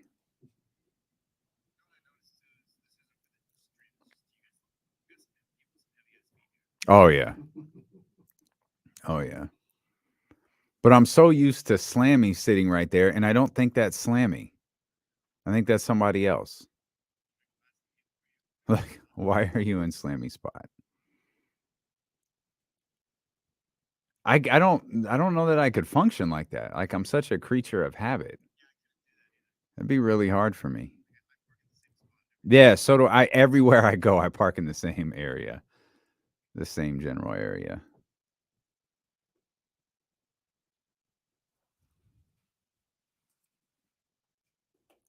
Bam Adebayo went crazy at the end of the game yesterday. He brought him back. See Jimmy's block. Man. I don't know if that was last night or the night before. Yeah, it was last night. What you think about Miami? I do think they might be a playing team, man. Really? Yeah. They'll trade Bam for Joel Embiid in like 2 years. This summer.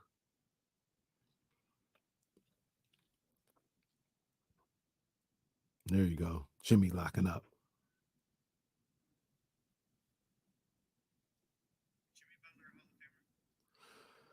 I heard this conversation a couple weeks ago. I think so. Yeah. Look at Jimmy. Give me that. Oh.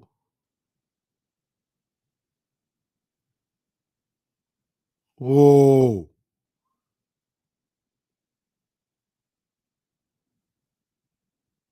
Jimmy Butler and Coach Spo with the big hug after the game. Spo wanted to knock his block off 6 months ago. He said, "Really, Jimmy? You're gonna fight me, Jimmy? Really?" That was classic. Nah, chill, Calvin. I don't know, man. Jimmy Butler, Hall of Famer. Jimmy Butler, Hall of Famer. I'll say it. He's a Hall of Famer. Why though? He's going on. Maybe it's one of those things where you had to be there, but he's going on. Can I say 10 years of being a high caliber player in this league, an all-star caliber player? I don't know if he's a 10-time all-star, but like for 10 years, we've been like, yo, Jimmy, that dude. What are we, 2022? So 2012? Maybe a little later than that. Maybe we're talking 8 years. I mean, he was going franchise to franchise and fixing cultures and stuff too. Yeah. Because in Chicago, when D Rose went down, Jimmy took over.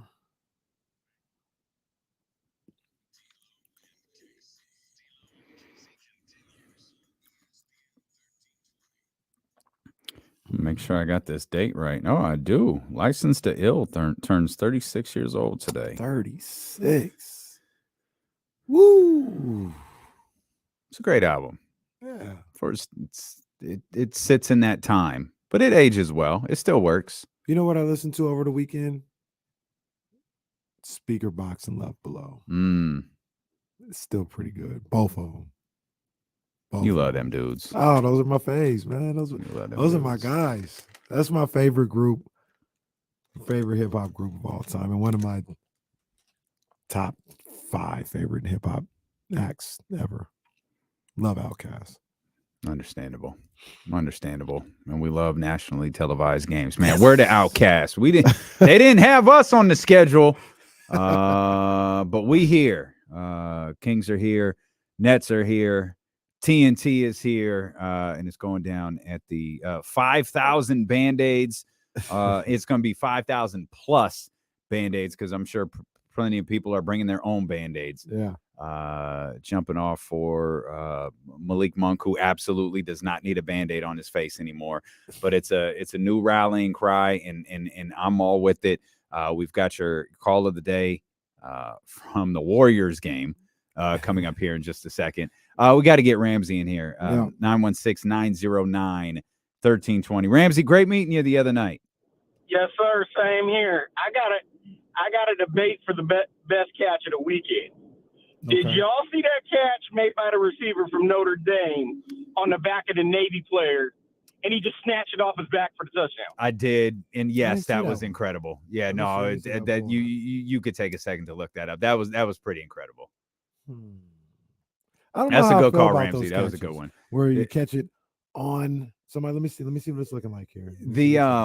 I think that's why I marvel at the Justin Jefferson catch a little bit more, because he has one hand to keep it out of the defenders, and he's fought like there's nothing on Justin Jefferson's side in terms of physics, in terms of anything in that moment, except sheer strength and talent. Yeah, that was sick.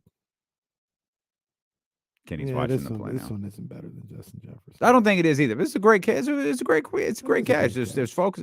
There were a couple of great plays this week. 916-909-1320 if you want to get in on the phone lines. Let's do that. I saw a couple of guesses for the call of the day, call of the night, call of 2 nights ago. I saw Fox dunk, Fox. Mine was, and I did not hear the call for it. When did Fox dunk? I don't remember. It was a while ago in the chat, but I was standing next to you when it happened, but it ended with Harrison Barnes. You know what play I'm talking about, right? Malik goes between his leg to himself. Sabonis. Yeah. To Harrison. Euro, drop off to Harrison, who lays it in. I have no clue what that sounded like on television. Yeah, he should have. But I'm going that. Okay. I don't when Fox mixed up Clay. Oh, okay. Okay. Well, it's not like there's any prizes on the line. So here is the call of the game, brought to you by nobody. Rejects the screen. Pulls. Sabonis got it on the strength of Domas. Kings up by 6. Timeout. Warriors. Do you remember that play? No. You don't remember that play? I have no clue what that was. The crazy thing about it was you could hear Domas' scream. That's when, and late in the fourth, Fox misses it. Sabonis gets the rebound, goes back up, flexes on the crowd, yells. Call of the day has a really different vibe when you're using a call from television and not radio. In radio, you're describing the action. Yeah. And in the call of in on television, you're letting the action tell the story. Yeah. So it's a little harder. It's a little bit more difficult. You got Mark Jones though. Mark Jones does his thing, and Drapes when he's on there too. You know what was getting a lot of notoriety yesterday? I didn't even see it, but the Malik Monk play. Has anybody figured out what happened on that play? Where he falls into the stands.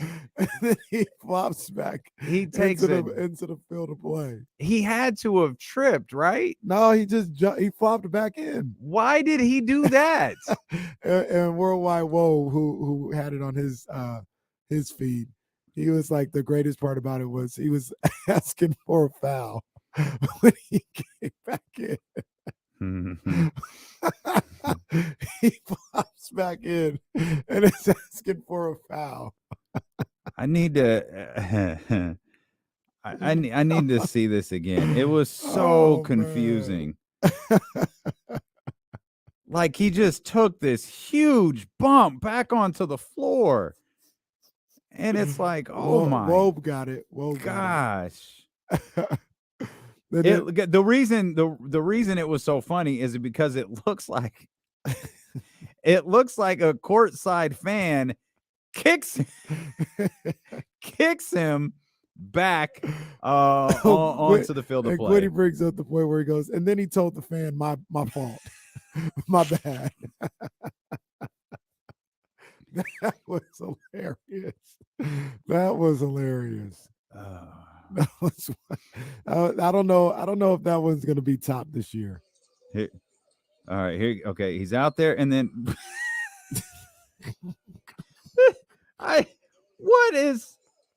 he's out. He had to have tripped. He jumps. No, he jumped back into play. All right, here he comes. Hey, I'm asking Malik what happened. I'm asking him tonight what happened. Just jump back into play. Maybe is there any chance someone stepped on his foot? Oh. That was an all-timer. That is amazing. That was an all-timer. That is amazing. I even more reason to love Malik Monk. That's a huge bump he took too. Hey, he might be on Shackton. Man, Shackton, he might be on SmackDown on Friday. Man, we're gonna get to the bottom of what exactly happened on that play. That was a classic. That's an amazing clip. Kings, we talked about it a couple of different times. National television tonight. TNT. Yeah. I think the last time they were on TNT was, my guess is 2019. I think it was a game against the Clippers. Might have been 2018. No, I think it was 19. Okay. Against the Clippers. So we're talking 3 years. They didn't want us this year, but yeah, we fell into this one. Hey, that's what I'm saying. This is the Aaron's night. This is the night for everyone. We're letting Stan Van Gundy on the bandwagon. Yeah. Stan's with it. And everybody who wants to ride, you can come ride with us. If you're just tuning in, dude, where you been?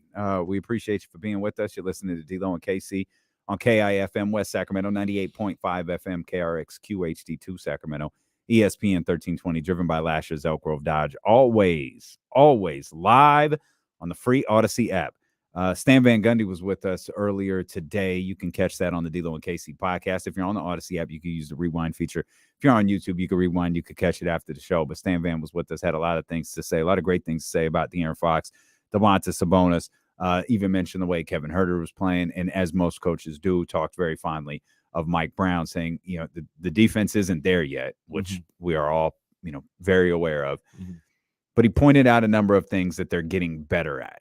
And I don't think there was any walk of the Kings defense last year or any year recently where you can go, oh, they're getting better at this. Yeah. That hasn't existed before. Getting better on defense, that's a new thing for the Kings. And that's a positive that a coach is pointing that out. Yeah. And I agree with Stan Van. I think they'll get better as the season goes along defensively. Yeah. I don't think that I know Mike Brown isn't the type of coach that'll just kind of let that go by the wayside. Like he's going to stay on them to be better defensively all throughout the season. And I think by virtue, they'll get better just off that alone because the attention to it isn't going to go away. So, yeah, I agree. They'll get better. We'll talk to Jason Jones of The Athletic and the J Street Vibes podcast coming up here in just a couple of minutes. 3-game winning streak matches their longest winning streak last season. We were trying to get a feel for who exactly the Brooklyn Nets are. They're still searching. They're still trying to figure some things out. In addition to Kyrie being out, in addition to a coaching change 7 games ago, in addition to all of the craziness that happened with Kevin Durant over the offseason, you still had important pieces like Seth Curry out. You had, important components to the team not really having that vibe. So Seth is back. They're monitoring him, but he's back. He's on injury management or whatever. But he's available tonight. He's going to play tonight. I believe Ben Simmons is going to play tonight as well. Kyrie Irving is still suspended. And Kevin Durant's here. So you could see a variety of different things. You could see a solid defensive effort. You could see, again, talking about the Kings defense, they're letting teams over their average. The Nets don't score as poorly as the Lakers do, and they let the Lakers like 10 points over their average. Yeah. So, even though we were trying to figure out where the points were coming from for Brooklyn, we know Sacramento can tend to let guys who may not normally get those buckets get them. Yeah. I think a little higher of Nick Claxton in this game than you do. Everything you said about him, I think, is 100% right. Scrappy guy. You made a Rashawn Holmes comparison. Rashawn Holmes of 2 years ago. Yeah. But he's one of those guys where I watch and go, okay, that's one I'm watching tonight. That's one I'm watching against Sacramento. That's one I'm a little bit concerned about. We know points in the paint have been a problem for this team. Nick Claxton spends his time in the paint. I'm looking at it's kind of random, I guess, but I'm looking at a guy like Cam Thomas coming off the bench and possibly being that guy that puts pressure on the perimeter defense and in turn puts pressure on the guys on the interior with the way that he can create, get to the bucket, instant offense. He's a little bit like a Malik Monk, in that respect. So I got my eye on him. Obviously, Seth Curry, like you mentioned earlier, you got to treat him like his brother out there with the way he can play. Capable. And it's going to be interesting. It may not be like points on the board for himself, but it's going to be interesting to see what Ben Simmons can bring to this team in whatever minutes that he plays tonight. Yeah, I worry about Ben Simmons on the defensive end. Yeah. I don't know if Ben Simmons is on Fox, but that's a fight for De'Aaron if he is. Oddly enough, and I'm not saying that this is what would happen just because of that, but there's been a few times in his career when Simmons has been on Fox and it's been no problem. Well, yeah, I mean, I think one thing when we talk about this too is, De'Aaron's good too.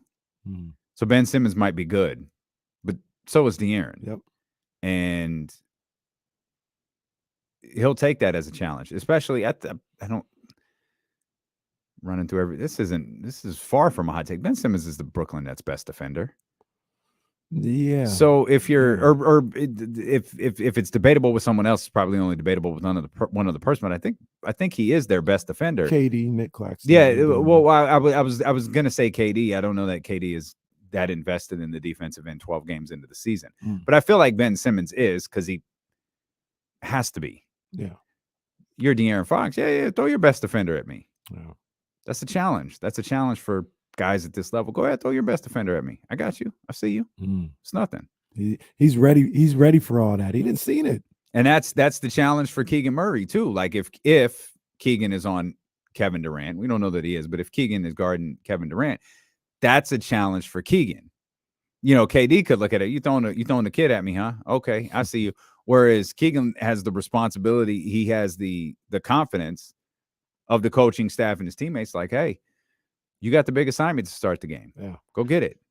And he's done that before. He did. We mentioned the Dame Lillard opening night. Like right. He's done that against every marquee player he's faced. What do you think we see from Harrison? Which Harrison we get tonight?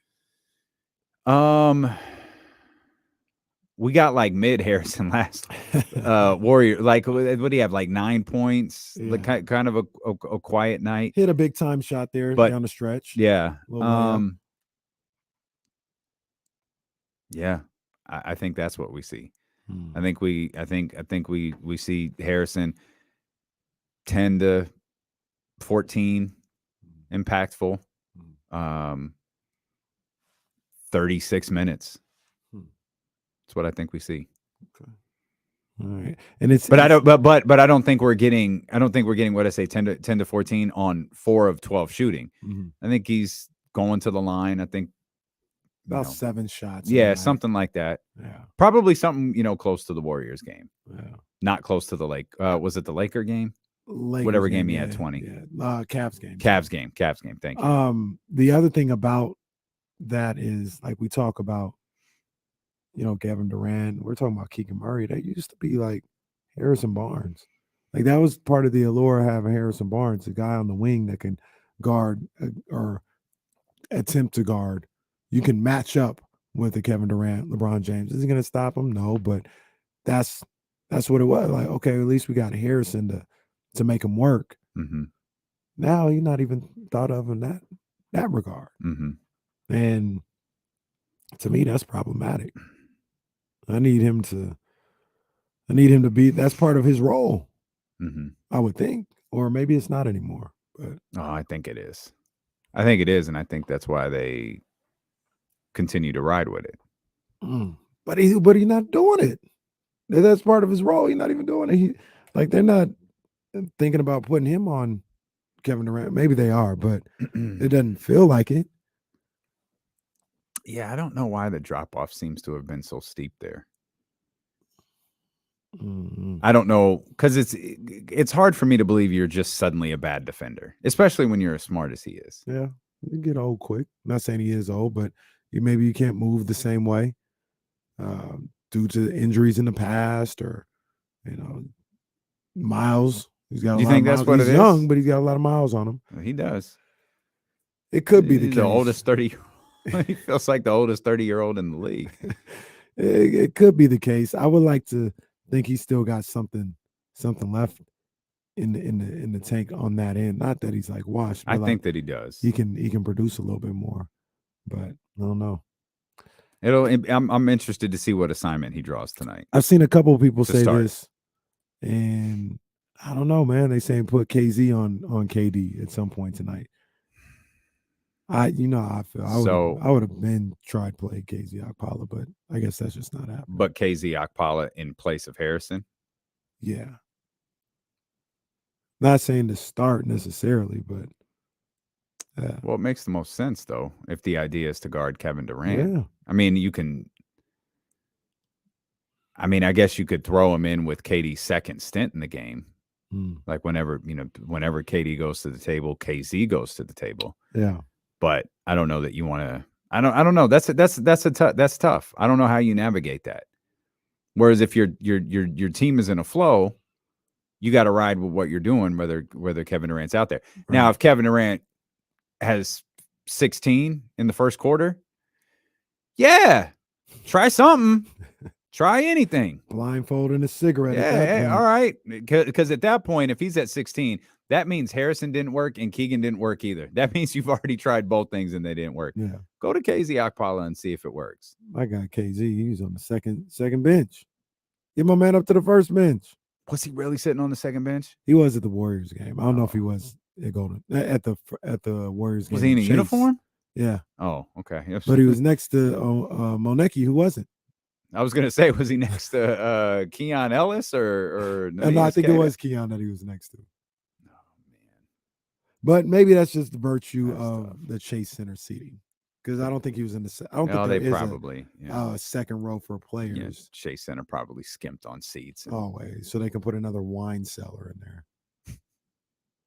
there. Okay, that's funny, but let's don't like the Golden One Center got like secret rooms everywhere. They do. They built a brand new one by the media area.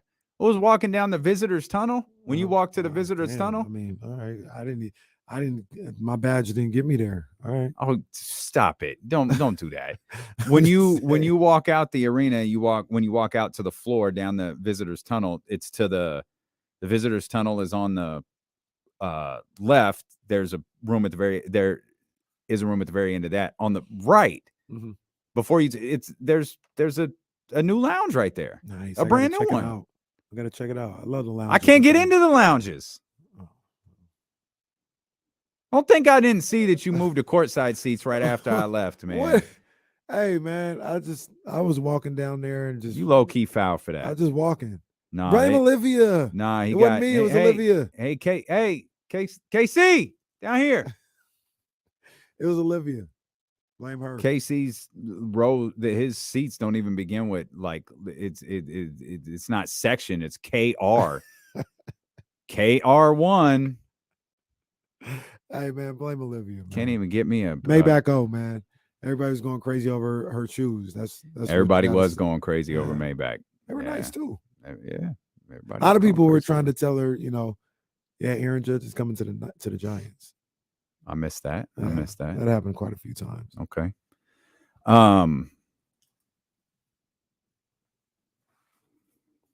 This is De'Aaron's coming out party. I have to believe that. This is the night. We've already put it in Stan Van's head. That's why we talked to Stan Van the way that he did, because now he's going to have recall when he's on the. Oh, remember, I was talking to my guys D'Lo and KC. Yeah. They was talking about De'Aaron Fox. I'm sure he definitely knows our names. He's gonna call us. He's probably gonna call us Damien and Kenny, because when I sent him the note, I was like, "Hey, okay, great. Jesse's gonna call you. Yeah. It's Damien and Kenny. We're gonna go up to him today and be like, "Hey, Stan, it was great talking to. Who are you?" Mm-hmm. I get that a lot, huh? Prior to yesterday, that's what I got from Chris Haynes. Who? Oh, it's nice to meet you. Yeah, it's great to meet you too, Chris, for the 7th time. It's cool. But I agree with you. Coming out party for De'Aaron Fox. After the game inside the NBA, the guy Shaq. They got to get Charles the beam. Be talking. Oh, they got to get the beam. They got to get the beam on TNT. But Shaq and Charles, they're gonna be talking. Shaq, I will tell you, Kenny. When I watch De'Aaron Fox, I see a guy that's really coming into his own. I saw him when he was playing, and he was fast. We all knew that, but he had to learn the game. It's only what these champions know, right, Kenny? Charles, you don't know nothing about that. Only me and Kenny are talking right now. There's another level that he had to learn. He's learning it right now. We're seeing it right here. Man up. Okay, we're just gonna go to commercial break. Jason Jones of The Athletic and the J Street Vibes podcast joins us when we return here on Sacramento Sports Leader, ESPN 1320.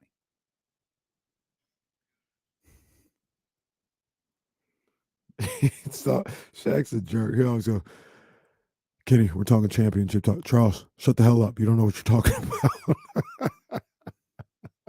That's so foul. So which former Kings player do you think Chuck is going to think is still on the team today? Oh, man. Let's see.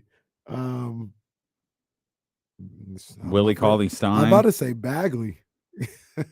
But yeah, Marvin. Why don't they play Marvin Bagley more? Buddy. Listen, I can make a mistake. This guy said Jeff Teague, and not only was he not on the team anymore, he was on the other team. That was the wild part. He was on the other team. That's why he was top of mind. Oh, man. The Kings win today. I've always said they've got great fans here in Sacramento. And first of all, I'll tell you this. I mean, Kenny, you know firsthand. They always support that team. They're always there, win or lose.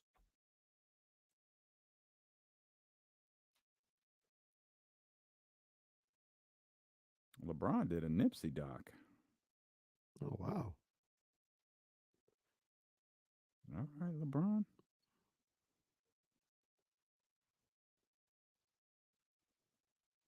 I will say this about Charles. I was listening to him. I think it was on Bill Simmons or something. He's like, this is when the Kings were 0-4. He's like, I'm so disappointed in them. I picked them to go to the playoffs every year, and every year they make me look bad. And he said, they've done it again.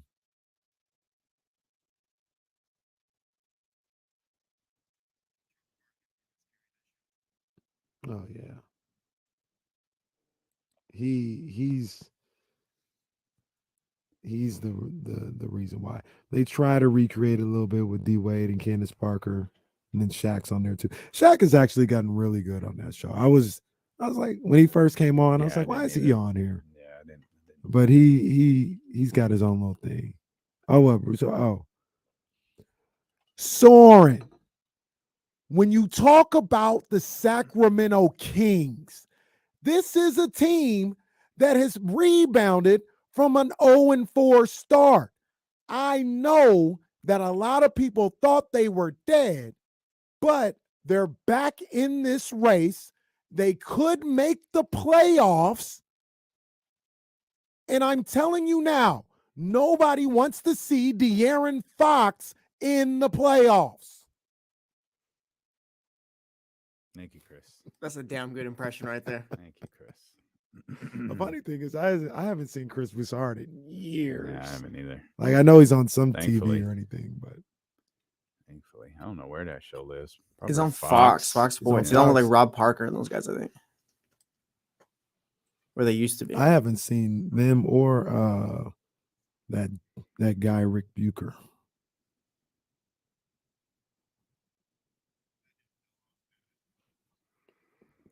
He's Yeah, crazy. he had hard times like the American Dream, Dusty Rhodes. Hard times.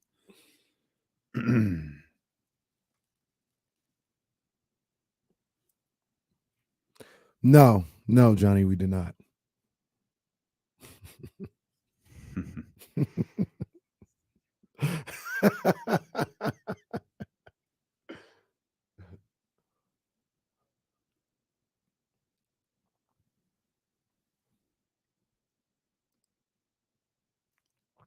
Anybody watching the college basketball today? Do we have that on? We got that, huh?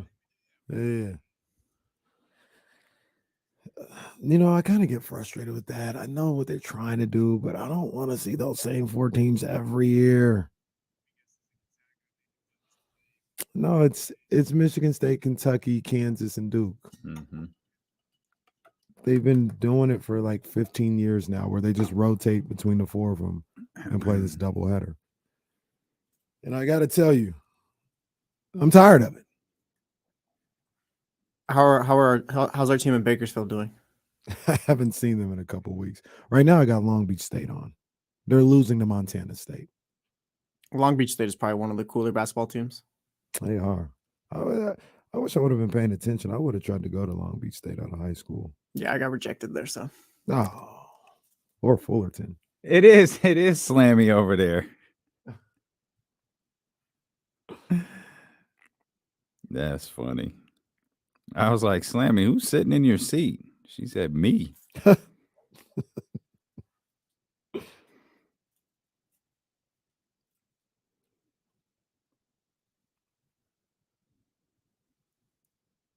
The Dollar Loan Center. I just thought about this randomly yesterday. Can't wait to go to Summer League.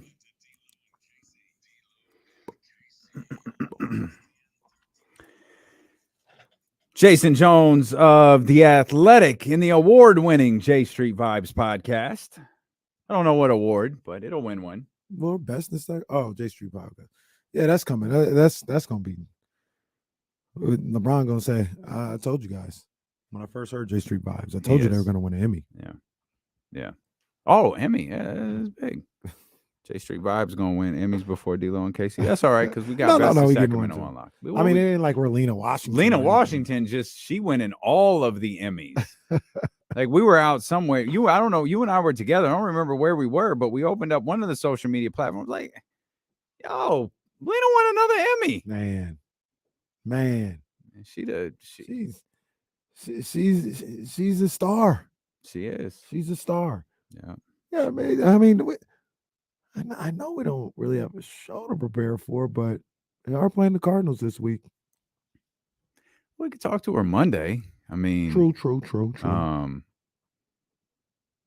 But the Kings play Sunday night, so yeah. Marvin's return Sunday afternoon, actually. Did Marvin really start for Sadiq Bey yesterday? I don't know. Did he return? I think they said when he returned he was going to start. But I think people get like too anxious about that. Like I think one of the reasons you start him, which is why I was so perplexed by the Kawhi Leonard stuff, was he's already warm.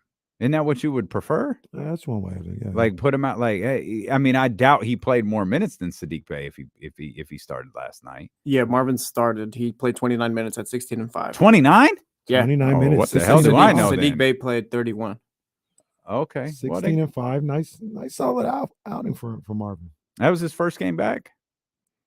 So I think so. I think it was. Yeah. So he will be here on Sunday. I didn't think he was going to make it when he got hurt initially. Mm-hmm. I was like, he's not going to be back for the Kings game, but he'll be back for a smattering of applause. Oh man, we're giving away tickets. Actually, let's give them away right now. Caller number 3, 916-909-1320. Tickets to see Sacramento in Detroit and to cheer Marvin Bagley in his return to Sacramento. Yeah. Kings legend. He's on our canvas print out there. Marvin Bagley back at the Golden One Center on Sunday. We've got your tickets right now. Again, caller number 3, 916-909-1320. We will get you all set up. That's Sunday. They got a couple of games before then. They got Thursday versus San Antonio, and then tonight on national television versus the Brooklyn Nets, as we welcome in of The Athletic and the J Street Vibes podcast. Our man. For real.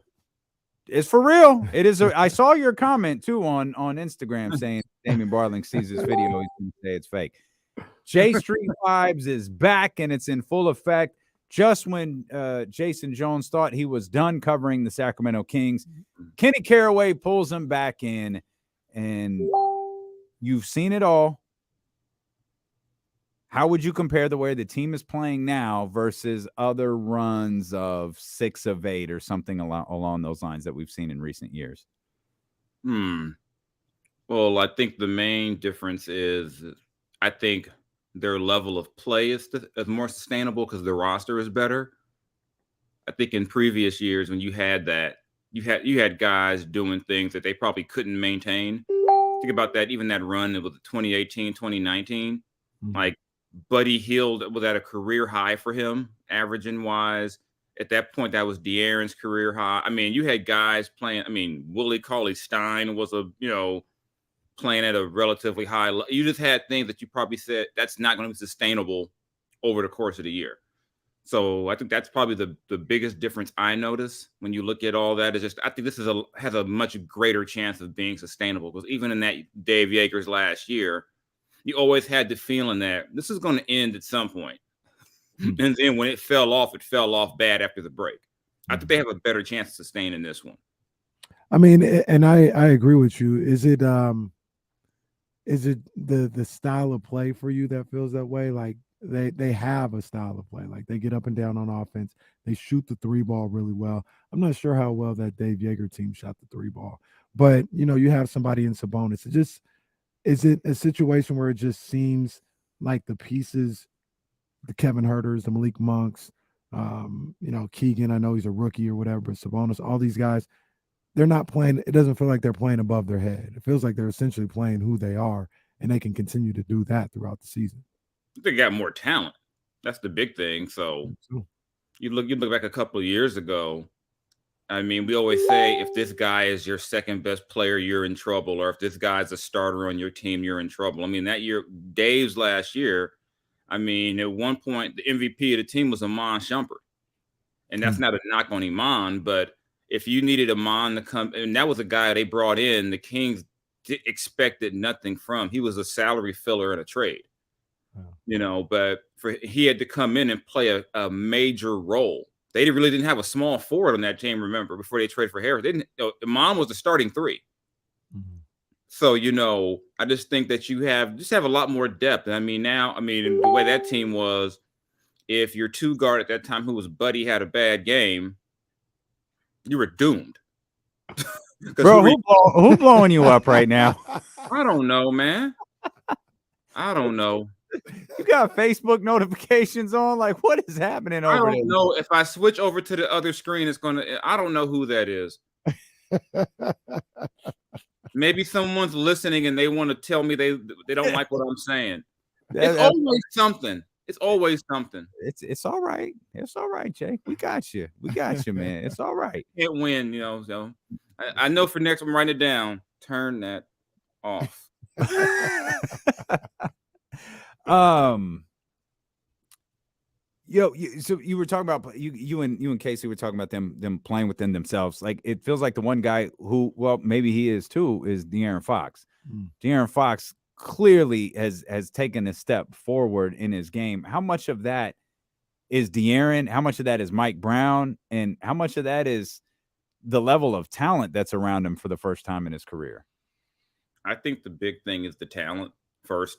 Because, I mean, we've seen stretches where De'Aaron has played at a level like this. That's why, for me, the key is going to be, or is De'Aaron still doing this around Christmas? Is he doing this in can we get, because we've had 1 and 2 weeks of really good De'Aaron. The Kings need 3 or 4 months of really good De'Aaron. But I think having the talent around is going to help. I think, like I said, about playing above your head, he had to do so much to get like a 3-game winning streak to get player of the week. He had to just do so much. Now he doesn't have that same weight of I've got to carry it. See, there we go again. He didn't have to. He had to carry nearly as much to do that. So I think that's the big thing, is that he can play and not feel like, okay, I haven't taken 25 shots, we have no chance. I mean, he's still being aggressive, but there's not that same weight, and I think a lot of times when you look at a team, it doesn't matter who's coaching them if you don't have any players. Yeah. So I think the talents, allow De'Aaron to be himself, and you don't have those things where if they lose, it's all on De'Aaron. Now you can say, okay, what about this guy, that guy, that guy? Before it was like last season, De'Aaron had a rough start, season doomed. Mm-hmm. One of the things we talked about as well with De'Aaron and what we both kind of like about his game is he's gotten to a point where it feels like, at least in the early part of the season, he can get to whatever spot he wants to get to on the floor. If he's trying to get to that mid-range, 15 to 18 feet away, he knows how to do it one-on-one. He knows how to do it with a pick and roll or whatever the case may be. But if he's trying to get to elbow extended 18 feet away, he's going to get there and get a shot up. And that's a sign of I'm not going to throw a great label on them, but the really good ball players in this league are all able to do that. Yeah, and when you're talking about crunch time and what the best players do, the best teams know what they're looking for in those situations. And now it feels like De'Aaron, he, like I said, he's shown he can do it before in spurts, but now it feels like he knows exactly what to go to. That Laker game, he knew, okay, I'm going to this spot, fatal. I'm going to this spot. It wasn't like there wasn't like you had to say, okay, I wonder what De'Aaron's going to do. And like, oh my God, what is he trying to do? It's like, we know what he's going to do, or we don't necessarily know, but you see what he's doing. It's like, they can't stop it. Mm-hmm. And that also tells me is that in those situations, at the very minimum, you're going to get a good shot. It also helps that, you've got to worry about a Sabonis, or if Malik Monk is hot, you got to worry about, so many much more things are open, and De'Aaron's not a selfish guy. So in those situations, if something's cut off, he's going to find, the open teammate, or he's going to make the pass that leads to the pass. So he's in complete control when I watch him right now. Malik got those strong Shump vibes to me. You mentioned Amon Shumpert a minute ago, and we talked about everything Shump meant to the locker room and to these guys, and that swag that he brought to that version of this team. Man, it feels like Malik Monk got a lot of that same. So, like, dude is walking around with a Band-Aid with a cut that he doesn't have, and now Kaiser's handing out 5,000 Band-Aids for everybody. So you can rock the Malik Monk look. Like that's something. That's crazy. Is what it's that too. Is that too? I was like, are we too old now? Do these kids even know about Lisa Left Eye Lope? Did they even realize? We tried to tell them. Yeah, we tried to tell Did they even realize that we've seen this before? When I was in high school, I remember all the girls had the Band-Aids under the left eye. I was just wondering, I hope the youngsters don't think this is the first time someone's ever put a Band-Aid on. Some of the kids know Nelly. Some of the kids know Nelly. But look, Jason, they weren't even outside. They don't remember Penny did it above his eye. What they know about that? And I just feel old now. Because I was like, oh, that's no big deal. And then I go online. Oh my God, he's got a Band-Aid. I was like, okay. I was just like, oh, I guess this is a big deal now. You know, and I saw De'Aaron talking about it can't be just a regular Band-Aid. It's got to. I was just like, I find it funny, but when things are going well, these things are funny. If you're losing, we're annoyed with his damn Band-Aid. Well, see, but to be fair, I think the reason that they stuck with it is because Malik was playing really well. Yeah. And it became like this, oh, Malik's playing really well. He's got the Band-Aid. Oh, Malik. And then, of course, Malik says, oh, I'm gonna keep it around. Like, there's nothing on my eye. It's fine. I'm gonna keep the Band-Aid around. So now fans are all in it. Kings have won 3 in a row. Malik's playing well. Let's put the Band-Aid under our eye. Oh, yeah, of course. Yeah, I wasn't, no way without knocking Malik. I was just saying that when things are that's how you know things are going well. When things are going well, this stuff is fun. If they'd lost 6 in a row, people would be like, I don't care about a Band-Aid. Take the band off and make a shot. I hope Malik. See, I hope Malik goes like LeBron James. If he misses like 4 shots in a row, he like rips the Band-Aid off and throws it over to the scorer's table. Goes change his shoes or something. Just like find something going on wrong other than just I missed the shot. Yeah, but yeah, they're fun to watch. You know, and that's like I said, it's always fun when you win. I don't care what style of play you play if you win. You know, when you're losing, everyone's like, well, you got to just win. And look, the thing about it is, we talked about it earlier. We got, like we said, 5,000 Band-Aids being given out at the game today. We go crazy over this beam that we want them to light up outside or whatever. Light it up. I mean, never mind. Hey, I'm sorry, it's allowed. It's California. Sorry, yeah. Whenever I hear that, I'd be like, okay, I see what y'all doing. I see what y'all doing post game. You know, I see a sponsor coming along. You know. Oh, I like it. I say all this to say, all this excitement, everything that's going on. You would think these guys are 12-3. They're 6-6, and we going crazy. That's what I've always said. So I've said for years, you give this fan base a team that plays hard and competes and is competitive, they will lose their minds. I said, this ain't got it. We don't need 73-9 in Sacramento. I said, it's been so long. Give them just some reason to want to go to a game. Yeah, as simple as that. And Worldwide Woe, he said it earlier, I think after the Warriors game. He was like, if the Kings somehow find a way to get into the playoffs, that arena is going to look like a Project X sequel. It is going to be a mess in there, and I'm all for it. I want to see it, man. I want anarchy. I'll be there for that. I will definitely make it if that happens. Because my children have never heard me say the Kings are in the playoffs. They heard the hockey team. They've never heard me about the basketball team. So you have never talked about hockey with your kids. Yes, I have an LA Kings jersey. Kings all day. What you talking about? Well, I thought I rep LA except the Clippers. Damn, the Clippers that's cold. You didn't have to say except the Clippers. You could just left it at that. I was at the playoffs. I feel like they go to the playoffs, so they're gonna need a bigger beam. They're gonna need more. The Kings get to the playoffs. You might need a couple beams stashed around Sacramento. It's gonna be crazy. They're gonna need a fatty for the playoffs. Oh, jeez. They're gonna need that for sure. A regular cone ain't gonna work for the playoffs. It's got to be Snoop performing outside. Shoot, bring Warren G back for endo smoke, man. Yeah, I've completely changed the whole tenor of them in that beam. I'm sorry, I know the beam was not meant for that, but that's just my warped mind. Hey Jay, what you think about Domantas Sabonis and the way he's been playing as of late? Obviously, 26 and 22, and what do you have? 8 assists or 6 assists? 8 assists the other night. But has it been something that you've seen from his game, or is it simply the fact that he's able to be out on the floor because he's not in foul trouble anymore? I think being on the floor helps. I mean, early on, it's hard to get into a rhythm when you got 3 fouls, boom, boom, boom. You got to sit. I think that's a big thing. And people forget, even after the trade, it wasn't like he and De'Aaron had like 40 games together.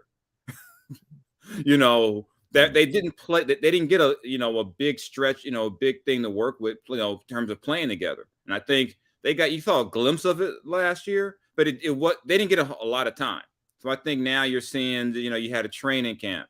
You've had, I couldn't have my math off, but we were probably close to the number of games they played together all of last season already. They can't be that far off at this point. So I just think it's a combination of both. He's getting comfortable. The rotations are a little more solid around him. You probably have a better idea who's playing next to him. I think having Keegan out there helps because teams are going to defend Keegan. They're not just going to leave him to shoot the three. No diss to KZ, but I don't think anyone was on the scouting report saying we got to, hug up on KZ on the perimeter. So I just think a few things have opened him up, and he's doing what they brought him in to do. I know people, myself included, will look at the defense and say that he's not great, but you knew that when he got here that you weren't bringing in Rudy Gobert. You knew that when you brought him in, and I think for what you brought him in to do, he's doing that, and against the Warriors, doing that and then some. With that said, though, it also feels like we've noted the defense is, better, minorly better. It's certainly better in areas. And I think one of the areas that the team has absolutely gotten better defensively is in clutch time. They seem to, if they don't make a defensive play or if they don't make consistent defensive plays for 43, 44 minutes, it feels like in those final moments, they've been able to elevate themselves a little bit and play. We saw it with De'Aaron Fox against Steph. We saw it against the Lakers collectively. Like they seem to have the ability at points in games to really tighten up on that end. And they've gotten better in that just since the opener. Remember Portland? Yeah.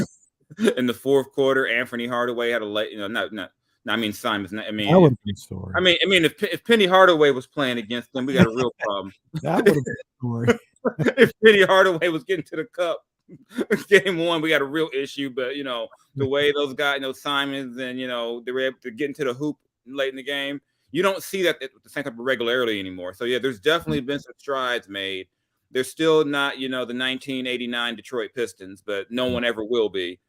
So, but I just think as long as you're seeing progress, that's the key. And I think we've seen some steps. And the way they can score, they don't have to be a 4-quarter lock you down all the time type team. It's more about the efficiency. It's about getting the shooting percentages down, and in those clutch situations, can you at least force a tough shot? I mean, the issue early on was they weren't even taking tough shots. They're just getting what they wanted. So we can, and now you're seeing them at least make a team work. And if you do that, I forget, they got them somewhere on the internet. The percentages of a guy shooting a contested shot versus uncontested, you got a much better chance if you're actually, engaged defensively. And I've seen them take some strides there. Yeah. When you look at this team, aside from the defensive end, I know we talked about how we feel like they can keep this going offensively, but is there something else that you'd rather see them do? Like, do you want to see them score inside more, attack more? Are they taking, more threes than you would like? Where can they improve? I think we look at this team and we see they're playing better, but some of the numbers say, hey, they need to be doing this a little bit more, a little bit better. Like, where in your eyes can they improve aside from just on the defensive end? Mm-hmm. I think it's not even like this is more like a nitpick thing. I'd like to see them touch the paint more. Because I think when you see their bad stretches, that's when they fall into we're just going to shoot. And I think if they can just, whether it be De'Aaron, whether it be, through guys off of cuts and back doors, as long as they're getting into the paint, they're going to create good shots. And the times where I've seen them struggle is where it's like, okay, it's been about 4 or 5 possessions in a row. Can we get a paint touch? And even if you don't, can you at least penetrate, try to collapse the defense, and the thing is the way a guy like De'Aaron plays, he can get downhill so well, they're going to see zone. And part of the reason that you go zone is to lull the team into shooting jumpers. So even in those situations, get a paint touch somehow, bring some bonus to the elbow, do something to make the defense to where you're not just conceding what the defense wants you to do. So, but that'll come. That's more of a nitpicking thing. That's not like where I'm watching the game and going, "Oh my God, they've got nowhere near the paint for an entire quarter." But I just think that comes with repetition. Is that more scheme or personnel? I think it's just basic understanding of the game. I mean, and guys just get away from it. I think you go all the way to middle school. When you see a zone, everyone tells you going middle school, high school, get the ball in the middle. Yeah. And so I think sometimes especially when you're a good shooting team, I mean, you're not going to tell Kevin Huerter don't shoot an open shot. Right. So I mean, like I said, it's admittedly nitpicking. It's not like I'm watching them and going, "Oh my God, they're terrible at that."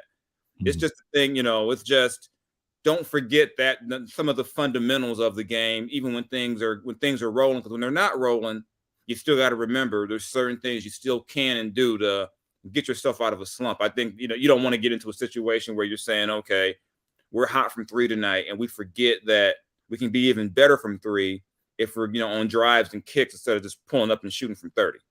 Yeah. What do you think about Brooklyn? We've been trying to figure Brooklyn out all day. We've gone over their roster. We've made, there's obviously so much happening with this team with, Jacques Vaughn taking over for Steve Nash with all of the Kyrie stuff, all of the KD stuff from over the summer. You had Seth Curry miss a big chunk of games. Now he's back. They've had no chance to establish a rhythm, but they've been playing better under Jacques Vaughn and without Kyrie Irving than they had before. And so it's kind of difficult to get a feel for what this team is besides chaotic. I think the main change is they play like they care under Jacques Vaughn. I mean, I think the moment you go back to the summer and you hear KD says he wants Nash out, I was like, his first 3 games losing streak, they're fine. I was like, just don't even bring him back. I think, when you see this around the league where teams are just sitting around waiting, like, when are you going to fire this guy? And it was clear early on, those guys weren't responding to Steve. It was obvious. I mean, some of the games they were losing, it was like, are you kidding me? I know, this is, this is not you got some issues, but you shouldn't be. Were they like 2-6 or something? Yeah. I mean, they look terrible. I mean, to me, when you watch them now, the effort is better. I don't correlate that to Kyrie not being there. I think it's more so that guys seem to be a lot more engaged now, and they're trying. And and I think people, it's always you don't want to say guys aren't trying, but we all know in the NBA when guys aren't feeling the coach, the effort slips, the details slip, and you start losing games that you go, how in the world did you lose that game? So I think, to me, in the long run, the move to Jacques Vaughn is going to help them. Jacques Vaughn probably should have got the job in the first place. So I think they're going to be hard to read because you don't know. I mean, I guess Ben's playing tonight, but they haven't had Ben, all the time. And even then, you're counting on a guy who didn't play 14, 15, 16 months. So, I mean, there's just a lot, like you said, a lot going on. Joe Harris had a major injury last year. Yeah. I mean, this is a team where you're going to have to probably wait 20 or 30 games to get Kyrie back. I assume Kyrie will be back. I mean, that's an assumption. I mean, I have no idea. I assume he'll be back at some point, and so, you'll have a better idea. But right now, they got KD, so they got a chance because, KD can go for 40, 50 any night. Yeah. So, I mean, they got a chance as long as you got KD and some guys around him who are willing to play, give the effort that I've seen them give under Jacques Vaughn. So that, to me, that's the biggest change. But the team is still so in flux. It's kind of hard to say exactly what they are. I mean, are they the team that blew out the Knicks or the team that got blown out by the Lakers? Yeah. Probably somewhere in the middle, I guess. Somewhere in the middle. You're in the building tonight, huh, Jay? Yeah, I'm gonna show up, and wow. And if the Kings don't win, I don't want to get blamed. It's not my fault. Oh yeah, you absolutely will. Everything was going fine until Jason Jones pulled up, and now all of a sudden Herter can't hit a 3. Monk has ripped his Band-Aid Malik off. threw the Band-Aid at the scorer's table. What if Now I wear a stand Band-Aid? behind What if I Do wear it. a Band-Aid? Yes. Yes. As a sign, as an offering of peace and solidarity, I'll wear a. No, I'm not going to do that. I ain't gonna lie. Come on. I ain't wearing no Band-Aid. I mean, if it was like Left Eye's birthday, something like that, but I can't wear a Band-Aid from Malik Monk. Someone in the chat house said this earlier, and I think it's brilliant.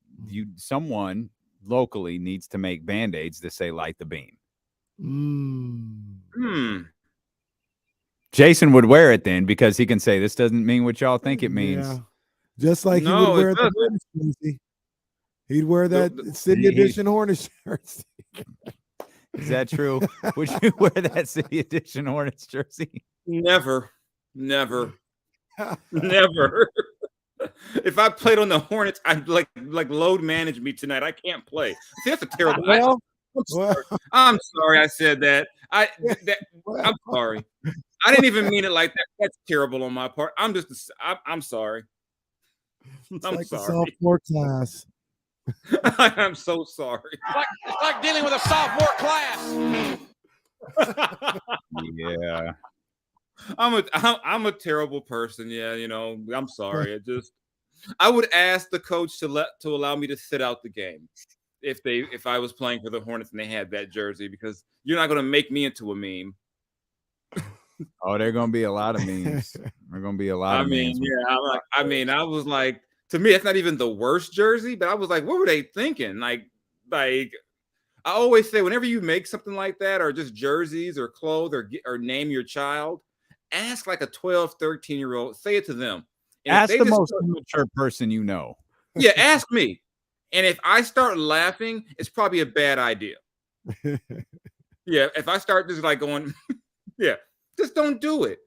I was like, but maybe it's for the airport. They don't know where they're flying out of. So Queen City would have been just fine. There's so much you could have done. They could have did a Ric Flair jersey. I don't know if he's like cool or not yet. They added the Woo back to WWE, so maybe it's safe to use Ric Flair again. I mean, they could have done so many other, but a lot of the jerseys could have done so many different things. Like, I still don't know like, I like the sentiment of the Warrior one, but it gives me like airbrushed overall vibes with the big old flower on. It's like, yeah. Did you have airbrushed overalls? Actually, I didn't. I was young and poor.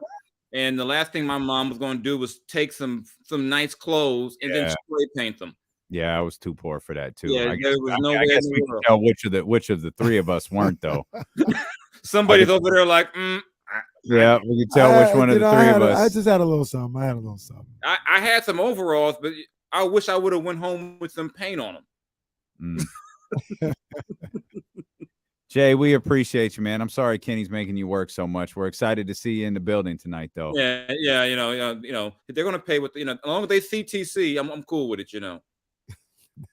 You said see, okay. I just want to make sure. I just wanted to make sure. The check CTC Rasheed Wallace. I don't know what you're thinking. That was a nod to Rasheed Wallace from me. I don't know what you were thinking. We were talking about City. Never mind. Never mind. I thought maybe you said. I said THC. I don't know. Oh, ain't nothing wrong with THC. Yeah, I was like, I don't even know how CTC got. This is really gone. This is really gone off the rails today. We'll see you in a little bit. It's about as bad as the Josh McDaniels game plan. Oh well. Wow. Jeez. Woo. Sorry about that. Hey, that's okay. I'm openly recruiting new teams. I can't do this anymore. Real quick, Jason. What did you think about Derek Carr? What he said afterwards and the crying? I think he's lying to a degree. I think he's not. I say that I think he's saying something, but there's way more there going on. I mean, they let Matt Ryan look like Lamar Jackson the other day. Matt Ryan ain't ran 30 long for so many reasons. He ain't ran that long since he was in high school. And like the linebacker got faked by Matt Ryan. They should cut that dude right now. What is going on? How you let Matt Ryan? Then Matt Ryan went to the sideline and cut back in on him. I mean, Fire. I mean, I don't know. Don't get me started on Mark Davis. He's I'm doing about a to say, he said fantastic he's doing job. a fantastic job. If Fantastic. Fantastic is trying to get the #1 pick, I just want to be clear. We weren't going to bring any of this up. We was going to let Jay live and see him tonight, but you're a glutton. I'm sorry. Just when I think of bad things now, I think of, let me try running a fake punt with my guy who was sick all week. It's insane thing, let me call a timeout to throw a jump ball. Well, yeah, there's that. I'm sorry. I'm gonna go do some other things to bring it back down. So go light the beam. Go light the beam. Go light the beam. And then I'll be cool for tonight. Yeah, this. Right. Yeah. All right, y'all. We'll see in a little bit. That's Jason Jones of The Athletic and the J Street Vibes podcast. You got to go return all them Facebook messages he was getting. Somebody was trying to get in touch with him. Man, that took a wild turn. There was a lot happening there. A lot going on. Man, his teams are pretty tough right now, though. It's rough. I think Lakers and the Raiders. I think it was it was him. He's saying it's just all bad. It's just all bad. Damn. Well, not all bad here. It's not. Kings, Nets, national television, TNT Get tonight. out there. Get out there. Throw your Band-Aids on. I need to see the Golden One Center lit. Like I want people after the game tonight to be like, it's nuts in Sacramento. I want Stan Van and I want Charles and Shaq and Ernie and all those guys to be like, they were going crazy in Sacramento. It's only the 13th game of the year. Yeah. They were going crazy. I'm sending a note. I want to know if it's sold out tonight. I know they were making a push on this one. This was one of the games they were like, "Yo, we got to get everybody in here. We gotta show out." And that's all fun. That's what we could do. That's all we can do. We can't do anything else. Yeah. I want to see the Kings play well. I want to see them play well to start. Don't. There's only so much you can do with Kevin Durant. Kevin Durant gets hot. Cross your fingers. Dust off KZ Okpala. Let my man play some basketball, but try to contain some of the other stuff. Yeah. Again, I promise this is the utmost compliment to Seth Curry. Treat him like he's his brother, like he's going to hit everything on the floor. Don't let him get comfortable like you let the Lakers get comfortable the other night. And find a way to get challenge them. This team, the Brooklyn Nets leads the league in block shots. Find a way to challenge them. Yeah. Find a way to challenge them in the restricted area, in the paint. Whether it's Domas or it's Keegan or it's somebody else or it's De'Aaron getting to the rack. Yo, do that and do that early. Yeah, I agree with that one too, man. I want to see Domas dominating inside. I want to see him putting the Nets in the torture chamber inside. I'm not afraid to call. I want to see something close against 20 and 20. I want to see 20 close. It don't have to be 20 rebounds, but I want to see 25 and 15 from Domas. I think he's capable of doing that tonight against this group. Yeah. I think so too. We've got James Ham tomorrow. We've got Coach David Patrick, 2-1. Yeah. Let's go. Stingers up. Coach David Patrick will be with us. Joe Davidson is going to be with us tomorrow. Talk high school football. Playoffs are in full swing. And, of course, whatever happens tonight, we'll be on it, man. We appreciate you so much for being with us. If you are on youtube.com/ESPN1320, hit the thumbs up. Lots of new subscribers yesterday, man. We appreciate you so much. We hope that you'll continue to subscribe, tell your friends, share us on social media, do the same thing on Twitch. Hit the heart button. You can follow us there. And stay tuned, man. We got college basketball coming up next. We appreciate you so much for being with us. We hope to see you at the Golden One Center tonight. If not, we'll see you tomorrow at noon on Sacramento Sports Leader, ESPN 1320. Go Kings! Jesse. It cracks me up. was the longest show in history. That last hour was crazy. The Crazy long. last 4 hours was the shits. All right, y'all. We gotta go. I gotta go meet with someone, and we gotta get to the arena. Love you guys, man. We'll see you tomorrow. As Mike Wilbon would say, we'll try to be better tomorrow.